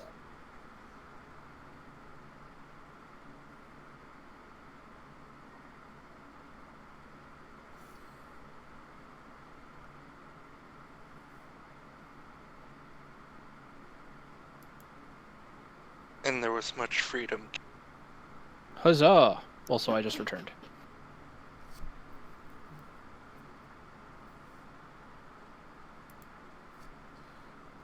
We did have Misty cast one snowball, if that was not relayed to you. Yeah, no, I've been listening the whole time. Oh, okay. It's just the headset I have that connects with my phone has the boom mic that comes out, so I have to detach it for when the game starts, because the laptop they've provided me has a webcam in it.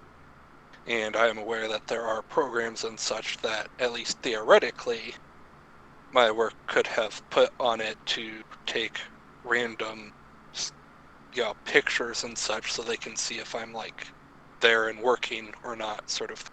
So figured it probably wasn't in my best interest to have a mic showing when I work with sensitive information that, should not be shared with others, sort of thing. So if they saw that I had a mic, they might think I'm trying to, give away that information. So.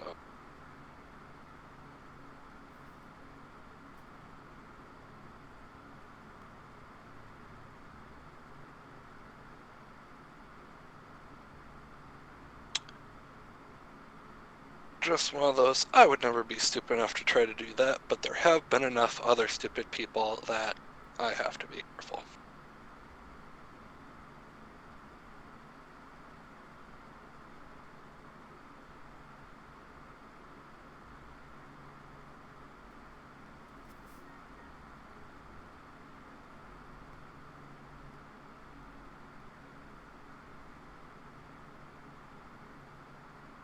Ugh, not so bad.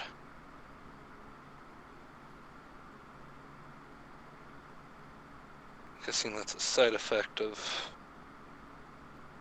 other companies making stuff. Like hand sanitizer. It smells horrible.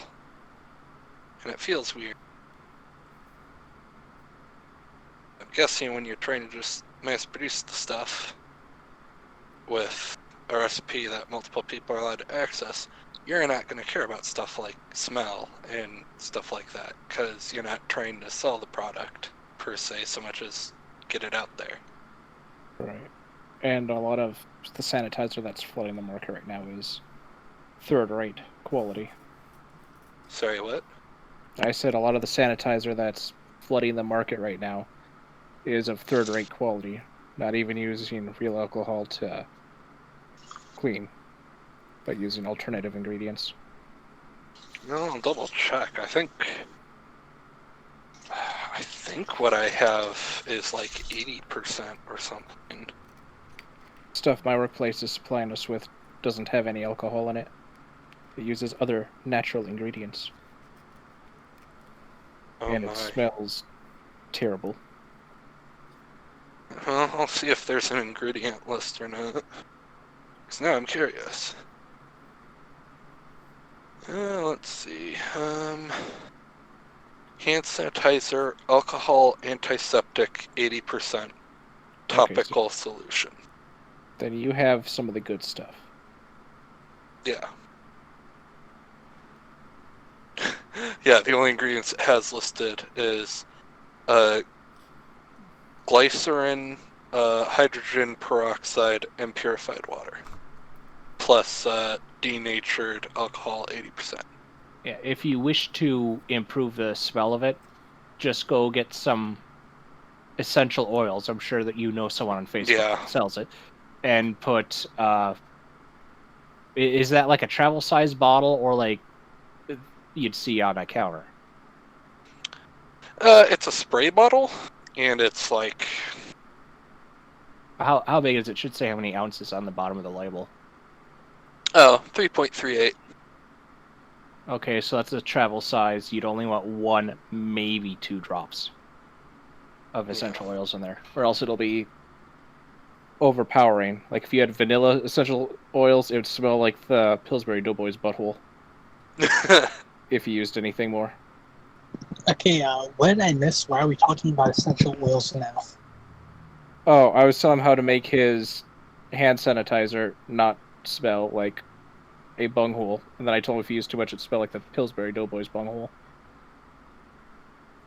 I'm pretty sure we've got some somewhere, if only because my mom likes the peppermint I think vanilla. I mean, not for like medicinal anything, just this smells nice and I don't feel like burning a candle now.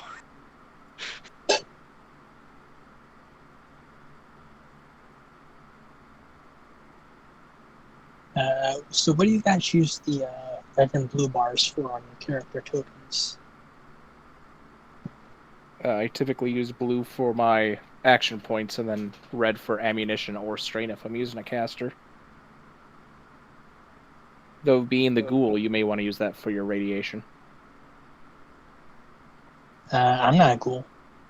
Oh, I was thinking of someone else. My bad. I wasn't looking to see who was speaking. Jean is a griffin. I like ghoul. Trick points, maybe? Yeah, that's what I'm going to put down. I'm not so sure I'd use it for trick points, unless you're melee build or something. It's only because you usually don't get too many trick points. Like, I think it's hard to get above 10 without focusing on it. I have 14. Oh. Yeah, I didn't they even might want want to. I just have gifted. They might want to use that bar for trick points then.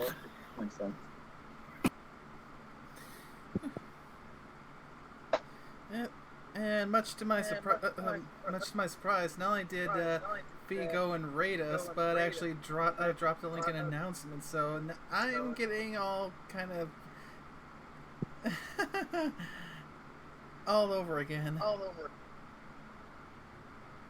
I'm just going to You are test the still too easily macros. flustered. Well, Of course, whenever it's also I not my noticed channel, so it was bound to happen that somebody would notice us. So I was not expecting it to happen for a good long time. At this I mean, point, after all, honestly. the miniature subgenre of Yep, there stories goes the based issue. on campaigns started with her, and then I was the second entry in it. So, yay. I feel fear because my story is on list to be reviewed by her, and I don't know where her reviews go up or if she even records them. I don't know. sounds like you better find an editor. Yeah, I don't know what happened to Chain. He left due to Wasn't it health issues? Oh wait, did he actually leave the server? Oh dang, I didn't even notice that. Wait, he actually left the server? I mean, unless I'm just like blind on my phone or something, I don't see him. Yeah, I don't see him there either. Holy shit, you're right. Is He's not on the not server. in a server. He's not in any servers I'm part of. I can't message him, so I don't know what happened, and he never finished editing chapter 3, and I had to finish it myself. I don't know what happened to him. I mean, I guess I hope he's doing it. Yeah, I would volunteer, but if I tried to do that, I would just end up rewriting everything, cause A, very different writing styles, as well as B, I'm a little bit of a grammar nut. So, yeah, I understand what you're saying there. I can. It's one of the things that kind of irks me about sometimes about writing and versus speaking, because versus writing, you can find yourself being such a grammar Nazi as you're just that neurotic about it. But when people speak, there's usually far from having perfect grammar when they're speaking. Well, the whole point of grammar is that it's supposed to reflect the phrasing and whatnot of normal speech. So, like commas, periods, and everything, that's just supposed to reflect, like, where are there pauses, what kind of pause, how long is the pause, things like that. So, it's one thing to have, like, incorrect words and so forth because of, like, an actual speech pattern or tick or, things like that.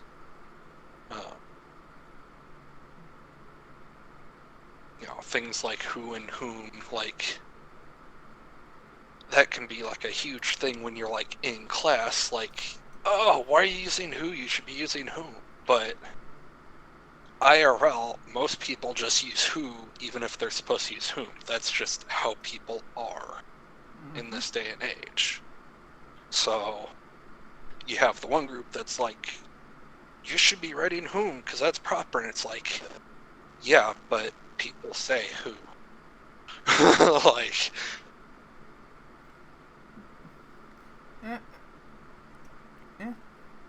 Yeah. If you tend to do your best writing at night, would that make you a bit of a night owl with all those who's going out?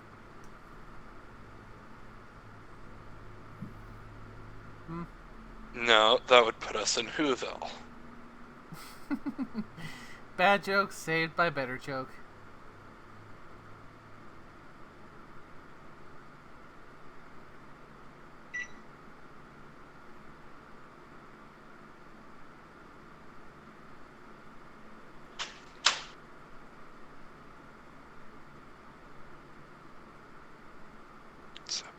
Pizza. Oh no! Bad cheese, you're not supposed to go with the paper towel. You're meant to lightly dab off the grease, not take the goodness with you.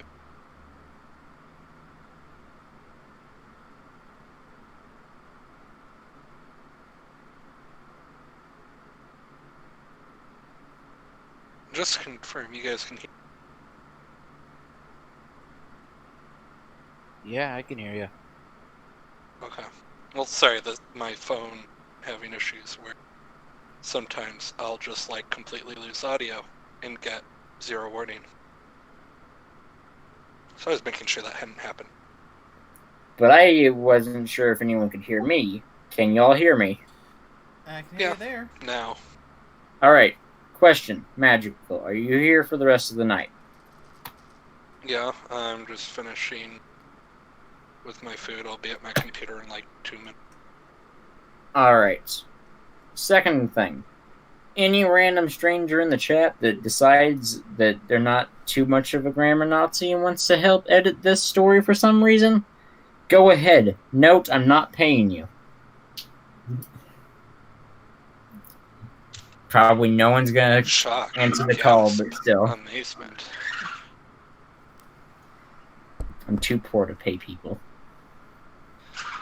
Back in the olden days, But pen stroke are we and all letter ready to D. get back into the clusterfuck that is this dungeon? Let the looting begin. We were paid an exposure, and we liked it. Exposure? Oh my goodness! Think of the children! They gotta grow up at some point. Alright, so. Everyone, you're in here. And I'm going to show the armory sheet to everyone is on the same page as characters and loot and locations and quests and everything. Has everyone looked at the quest note as well? Because that thing... Yeah. I give out XP and rewards request, because I added those. And I want... It's a sort of incentive for doing things. Instead of running off and being crazy. Which also gets you rewards. So, yeah. I'd say you got buried down pretty well.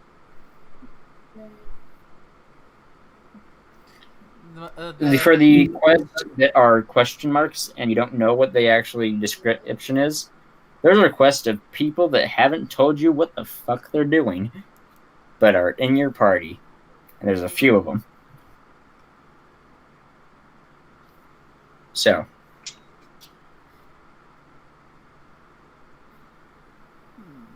I'll let you figure out who is who. Are we ready to start, though?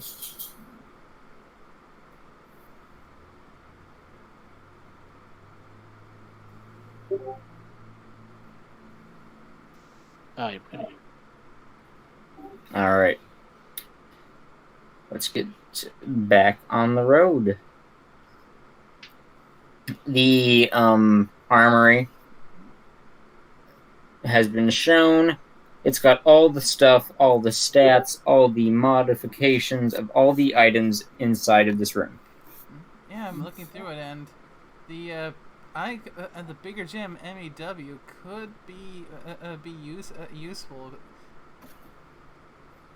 If it has a weapon beside what the mod is, that is what weapon it is attached to. Yes, bigger gem MEW affect additional -3 DT to targets, total of -5 DT, +1 crit fail chance, value 1/3 cost of my weapon. No specific weapon mentioned. I see. Now, Barry, you said you were going to take and look at that mom right gear whenever you were on the computer. You said you were going to at least mark that in your mind. Yeah, and I see you've got it highlighted here, so taking a look at it. Don't read it yet. I want to describe this to you, and then I'll let you read the actual specifics of it. Alright, I'll just close the armory sheet then. Because I was already starting to look at it. Alright. Good thing, because the part that is special about it's near the bottom. This mom right gear looks more like a full suit than a typical armor, because it has a sort of glass dome type helmet to it, like that you would see on a rad suit.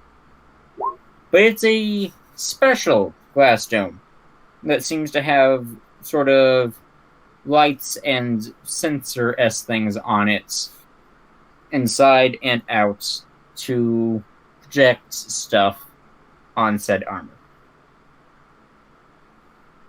The right gear itself has some ablative plating on it to help sustain and defend, obviously. Though it's not all over the armor, only on the limbs and a bit on the back, leaving the underside more open.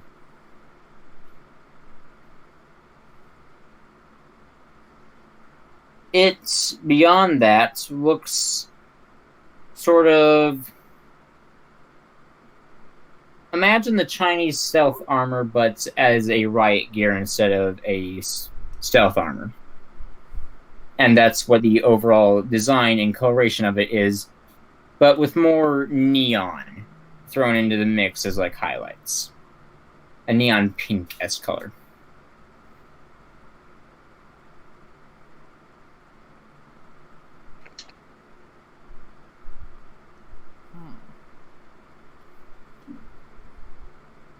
And whenever you put it on, I will show you the effects of the armor, because I'm going to just go ahead and take it off of the sheet because it's that special, but I don't want to show you the one part about it, so I'll leave everything except for the one special part about it.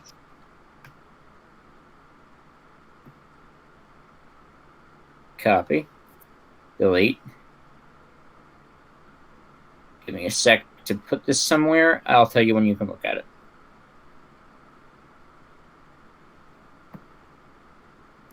Paste. And copy.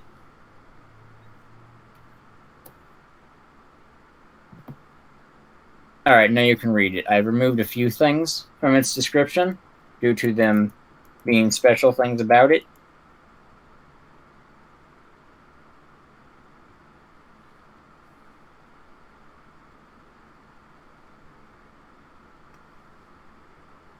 So, yeah. Anything that you all want from here?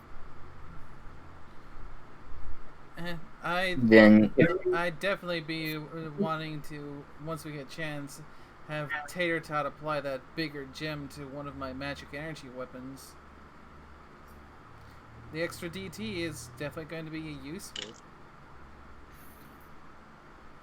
And as far as the riot gear, well, I'd like to try it on, but first I need to see about my weight issue, because it looks like it's 30 weight for the riot gear plus 5 for the helmet. If I'm going to put that on, I'm going to have to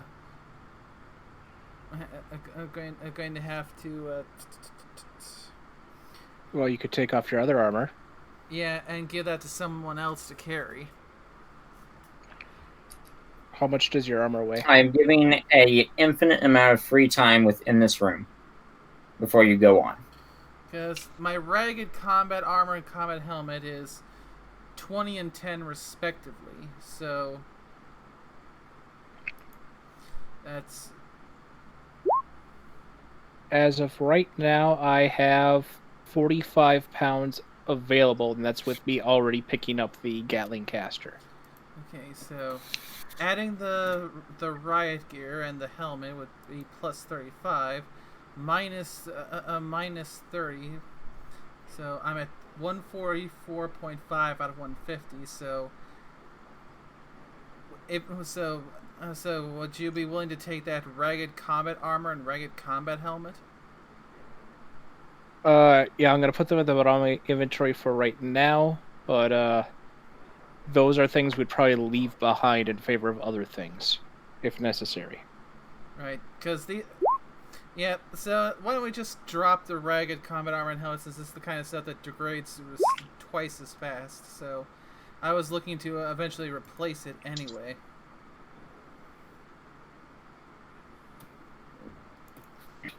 I will probably detail all this loot later. Yeah, so... And Jean technically isn't in this room or even this location yet, so I'm just going to move that token out of there.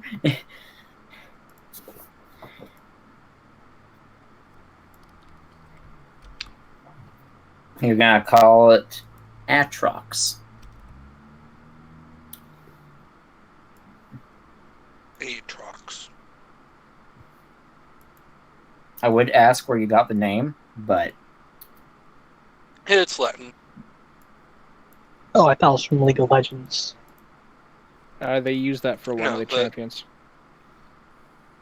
The full name eventually is going to be Atrox Enater, but that's for later. Okay, so... I see one that's definitely for Misty at the very bottom here of the loot.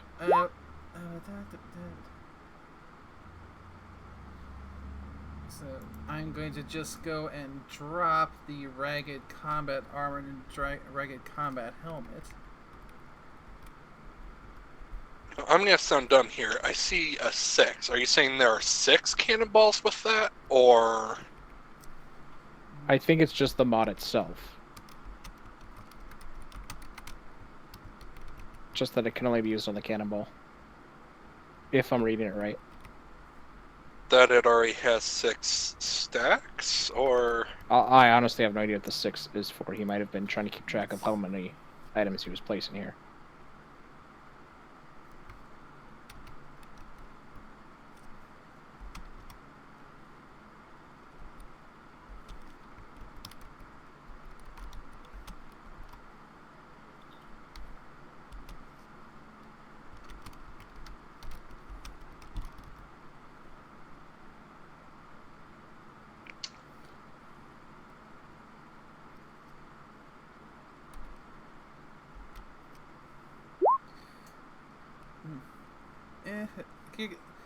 Here comes the slow part, which is entering in all the data on my inventory sheet so I can apply it properly.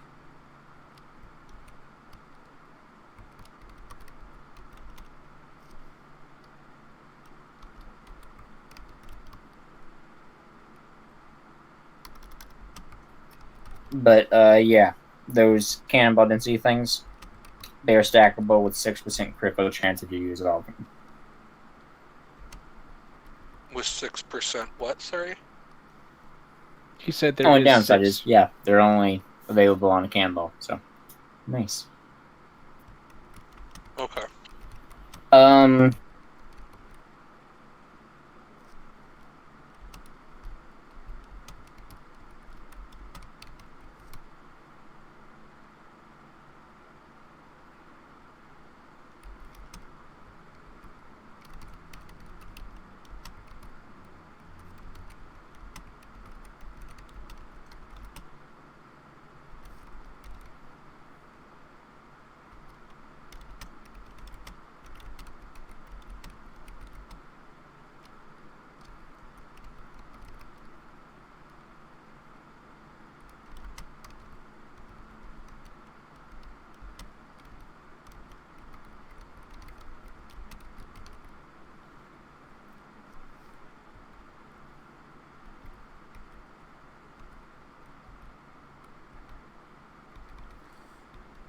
Okay, and what's the condition of the riot gear?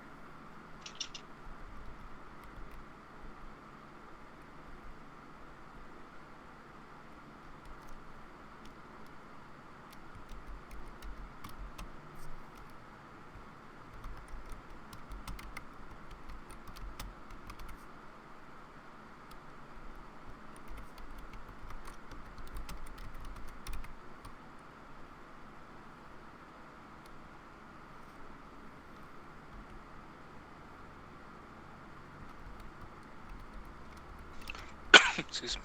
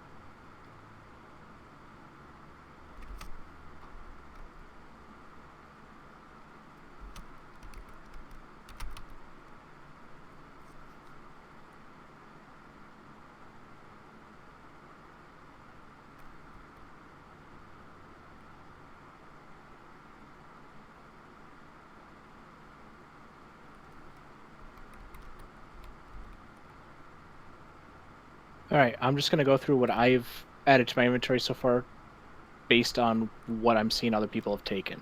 Anyone tell me if I'm accidentally taking something that you are taking. Alright, I've added all 3 of the 9mm SMGs to my inventory, because I didn't see anyone claiming those. The Gatling caster, the Ripper, because I think Misty has finished adding the magical energy sword to their inventory. Yep. Let's see. Mashed said he was taking the bayonet lug. Barry was taking the bigger gem and the riot gear. Mm-hmm. Were you also taking the advanced radiation suit helmet? That's, I believe, part of the riot gear. Okay. See, I also grabbed the ablative plating. Mashed also was taking the 45 auto mod. I grabbed the plasma pistol accelerator, as well as the 10mm SMG extended mags, and then Misty was grabbing the cannonball mod.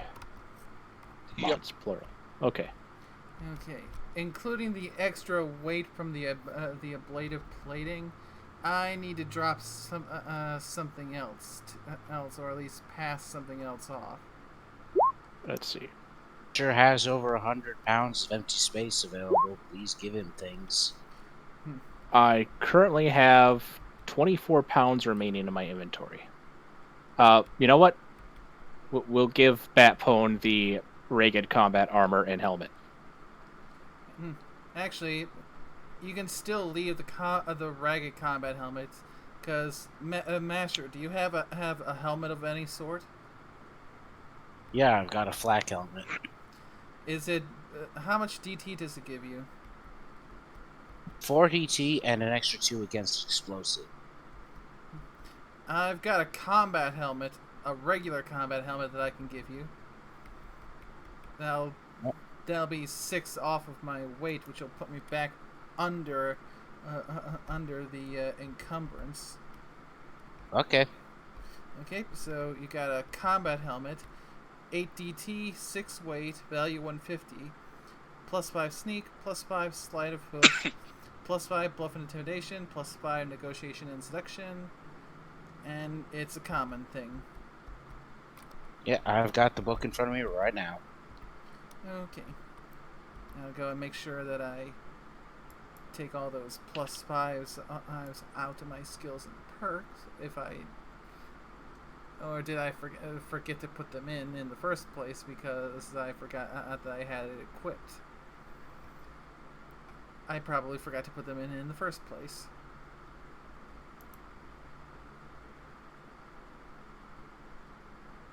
Alright.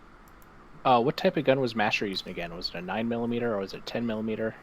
10mm, it already has the extended mag mod. Okay.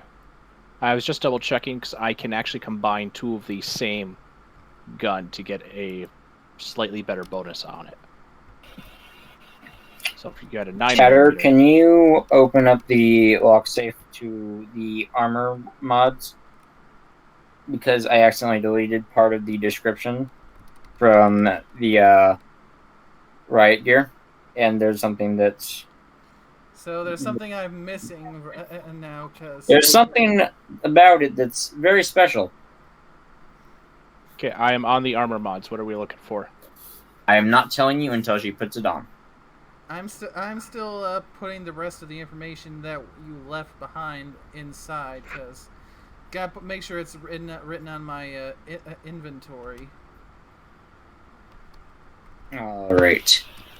And I am not a fast typer.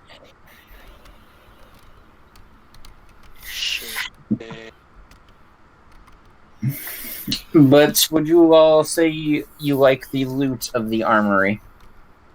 And that I'm getting better at balance? Well, I mean, I guess Misty got a new toy, so that's okay. No real upgrades for Tater Tots, so Okay, correction. Misty has a special swishy sword until someone takes it away from her.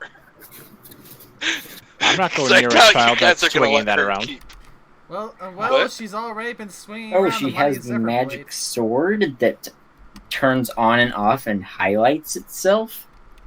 Yeah, Perfect. that's why she took it. Oh god, we gave her a lightsaber? Yeah, she has a Yes. lightsaber. And she's swinging it around. Oh, sweet Celestia. I'm going to go ahead and note anyone who takes away the sword will have to deal with the wrath of Pixie, who has been following it around like a laser pointer and a cat.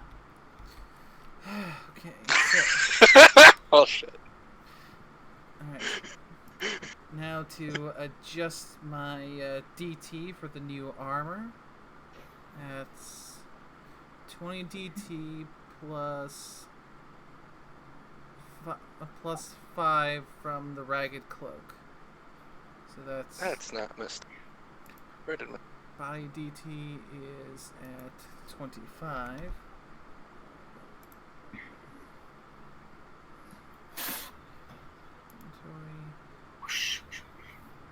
Oh, there's Mr. Fluffy. Okay. That's 7. I've got 10 damage resistance from the blade of plating. Oh. Yeah. Plus 1 charisma. Oh. What crap? Okay. Okay. Plus 5 firearms.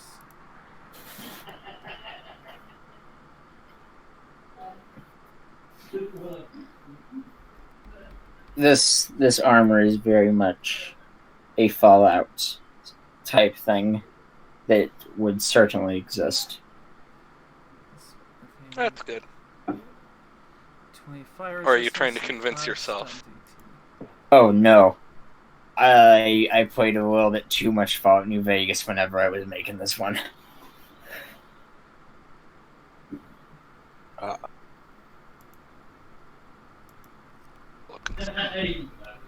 This is New Vegas inspired, so. Okay. Oh, so it has a Fisto mod. Got it. No! No. No! It No! does No! not have- Not that again! It is very that PTSD of Fisto. I'm sorry. No, you're not. I kinda am. But later in the campaign, whenever you're like, we're gonna go fight the final boss, we're gonna go kill the benefactor. Yeah, you walk into a room and he's like, "Behold my army," and it's all Fistos. I'm terrible. Well, if it's late game, that'll be after Tater Tot has made all the cybernetics for Barry, so I guess you could say that her body would be ready. That's terrible. And I love That's it. bad. and Why you is should it feel terrible that bad. she'd be ready? No, the joke. Yes, Anyway, innocent Philly asking question. I think she's been putting the effects of the armor on her sheet, so she should probably know what the other mods are that you're hiding from her. The other mods, yes. All right. I know, So yeah, I also noticed that at least on the sheet I've got, there doesn't seem to be, unless. Oh wait, never mind. I was looking at the wrong one. all right. So Barry, you put on your armor, and it does a weird. As I said, there was some scanning-esque things in the helmet. And it begins a sort of full-body scan of you, saying it's like scanning, authorizing everything, yada, yada, yada. Would you like to activate the armor functions?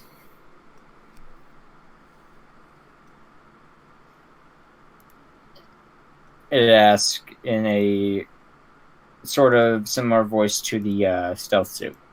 It asks, would you like to activate armor functions? Yeah. What kind of functions would those be? Do it. Functions include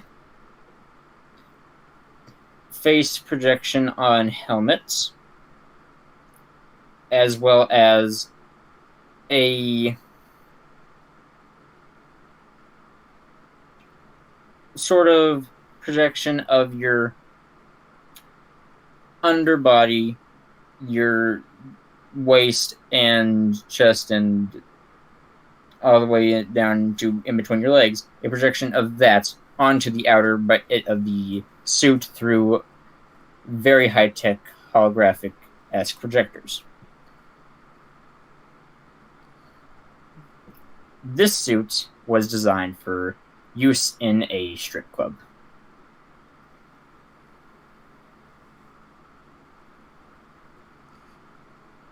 Excuse me for a minute.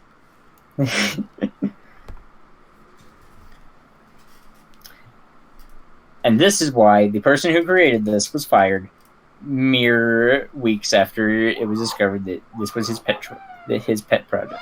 I mean, it's for the Ministry of Morale. Exactly. Yeah. Like, I don't know. I feel like that'd kind of be like right up their alley. It is right up their alley. But You'd think this the be a fact that- joint project between Ministry of Morale and Ministry of Image. technically, but at the same time, that's not why he was fired. He wasn't fired for making it. He was fired for the fact that he wouldn't give it away back to them. Okay. And it never got shipped. So I'm guessing this has the Kinky mod on it, which actually Indeed. greatly affects the numbers that Barry should be putting in their sheet. Just a note, did you clean the armor before putting it on? I can confirm there was nothing of that nature inside the armor. So, let me get this straight. While I'm wearing the armor, if I activate its abilities, it'll make it look like I'm wearing nothing at all. On the underside, you will still have your armaments visual on your outer bits, such as your legs and your back, and the helmet will portray any number of faces of your choosing or of the customer's choice on the outside of the armor, such You have as a Futurama sex bot. but as armor.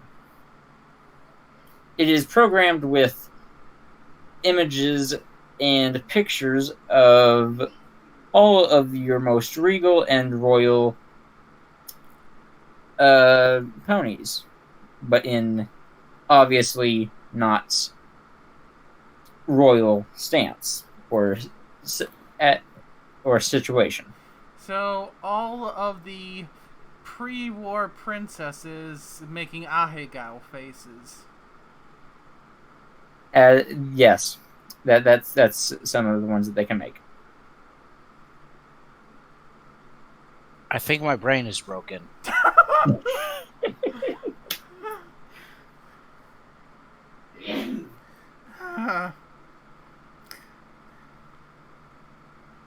So, choice. Possible embarrassment if you turn it on, which it will always be a sort of pop-up of, do you want to activate? Do you want to activate? Like your freaking Windows 1980 computer that wants you to buy new sneakers, but you also get good DT and a bunch of other benefits as this armor provides.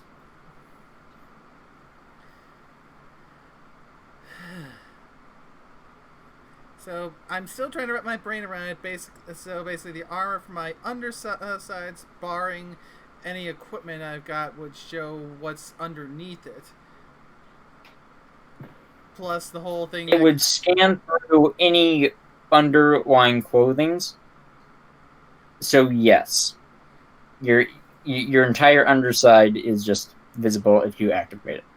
So if I'm not wearing any kind of clothing underneath the armor, it's going to be just what's naturally there. Classic equestrian style. A thing to note. Even with some clothing, it will be a sort of bleed through, but there will be a sort of filter over it as there are clothes there. It's just not going to be a complete filter. Thing you'll want to remember blockage. When the Kinky is activated on armor, your DT is halved. That does not affect this one because of its specific modifications to be able to be protective, yet also enjoyable to It's the because the Kinky is from the projection, not the actual, let's cut away like half or 2/3 of the actual armor to show it off.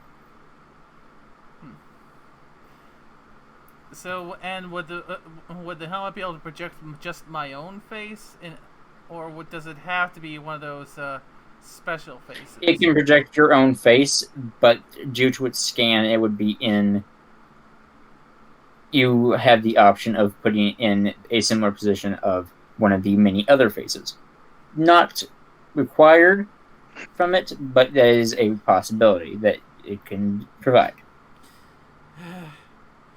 Be sure to give me the information so I can add this to my inventory properly after we're done. It is in general the Kinky effect as well as the description.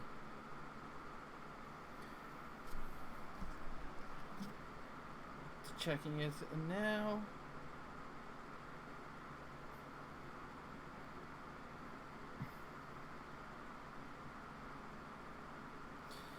I'll have to add that part in afterwards. I don't want to spend any more time I'm entering stuff into my sheet. So I will be brave and opt to activate the functions, but I will not take the special faces. Just display just myself. None of the extra options. Alright. Are you wearing anything underneath it? Because if you are, then it's a sort of blur of it, but... If you count my cybernetics as something. But no. Then no. Yeah, it's just as is. Yeah, I mean, because the only thing I got which I'm wearing over it is that Mark III ragged cloak I got from Tater Tot. And that doesn't really cover that very well. Oh, hey, I also remember that I can. That means I can re-equip my duster. Would that go over it since it's a full enclosed suit? It says so right here. Can be worn with duster. I believe the duster goes over top of it, so... Mm-hmm. That is correct. Alright. So I'll just have to add in the DT from my duster, plus the +1 charisma and +5 firearms from the duster. Let's say you wouldn't be getting the kinky, or would you still get the kinky mod effects? Depends on whether or not she buttons up the duster, because I think that it can be buttoned up or something along those lines. Yeah, if she doesn't... It's the armored duster, to be precise.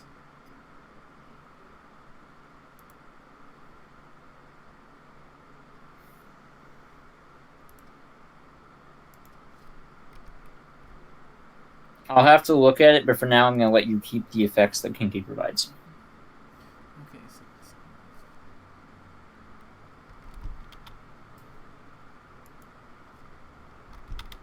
Okay, okay. I've added that DT in now as well. It also does reduce the weight as provided by the Kinky effect. Heavy armor reduced by 6, medium by 4, and light by 2. And the, I don't remember, the armored duster, was that a medium? The armored duster does not have the Kinky effect, so it would not affect that. Okay.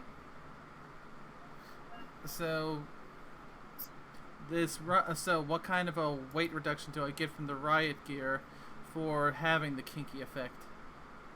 I believe it's a medium armor, so you get a weight reduction of 4. Okay, so I'll just add that in. And with that, I believe everyone has got all their gear and everything equipped. Yep, and I guess that the advanced radiation suit helmet counts as light, so no reduction there. Okay.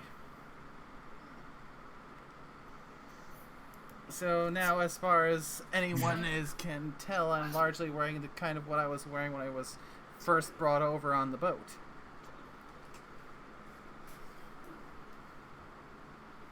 Though before you put on the duster, that everyone could get a semi-good eyeful if they were looking at you. So, yay! And considering that we're in a very small room with Masher, Tater Tot, a small child. Yeah. So, plus they probably saw a fair view when I was changing out of my old armor into the new stuff. General, like, this is a very Fallout piece of armor. So, I guess Alright. Reactions, if any, are warranted. Just some whistling. Like wolf whistling or innocent whistling? Yes.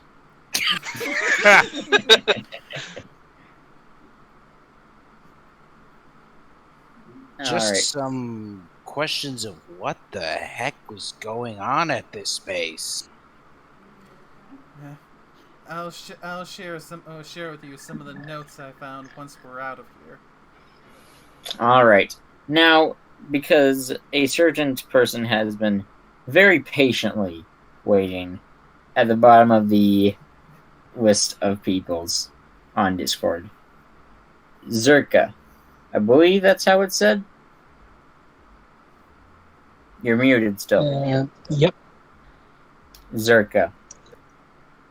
Let me really quickly think, because I don't have my map with me because I'm at a different house than I usually am for my birthday today. So, yay, happy birthday me. Let me think. You would have been flying over a minefield on your way to this location. Because you figure, well, I got this thing I gotta go do. It's off in this direction. Minefield, it doesn't matter. I got wings. So you've been flying over it, and you see a military base sort of at the end of the minefield in a corner.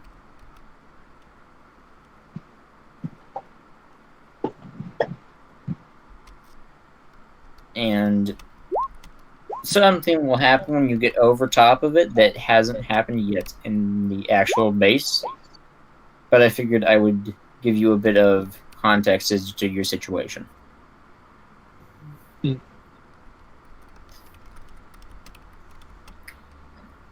Now, with the rest of everyone's,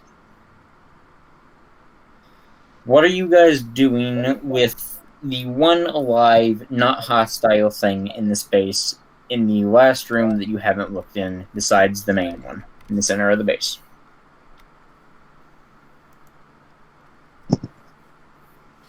At this point, we might as well go and see if they're all right, and see. We've come this far, we might as well. Although I think, considering how the rats seem to be getting much worse as we go along, I think only. Considering that this suit seems to be environmentally sealed, probably only myself, Elf, and Masher can go in there somewhat safely.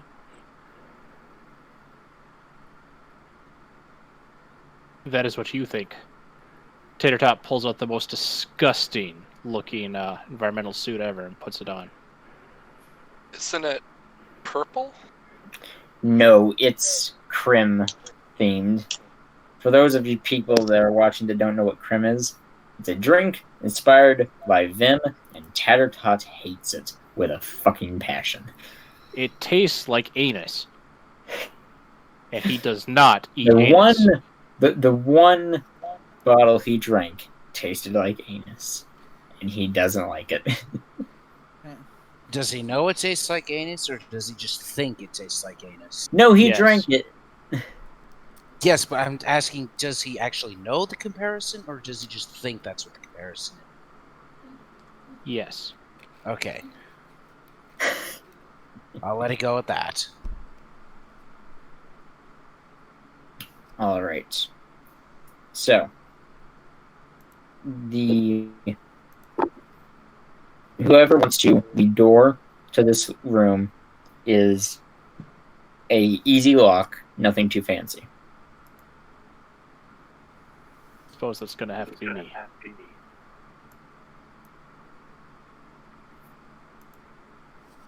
Oh yeah. Popping the lock open, I'm going to reveal areas.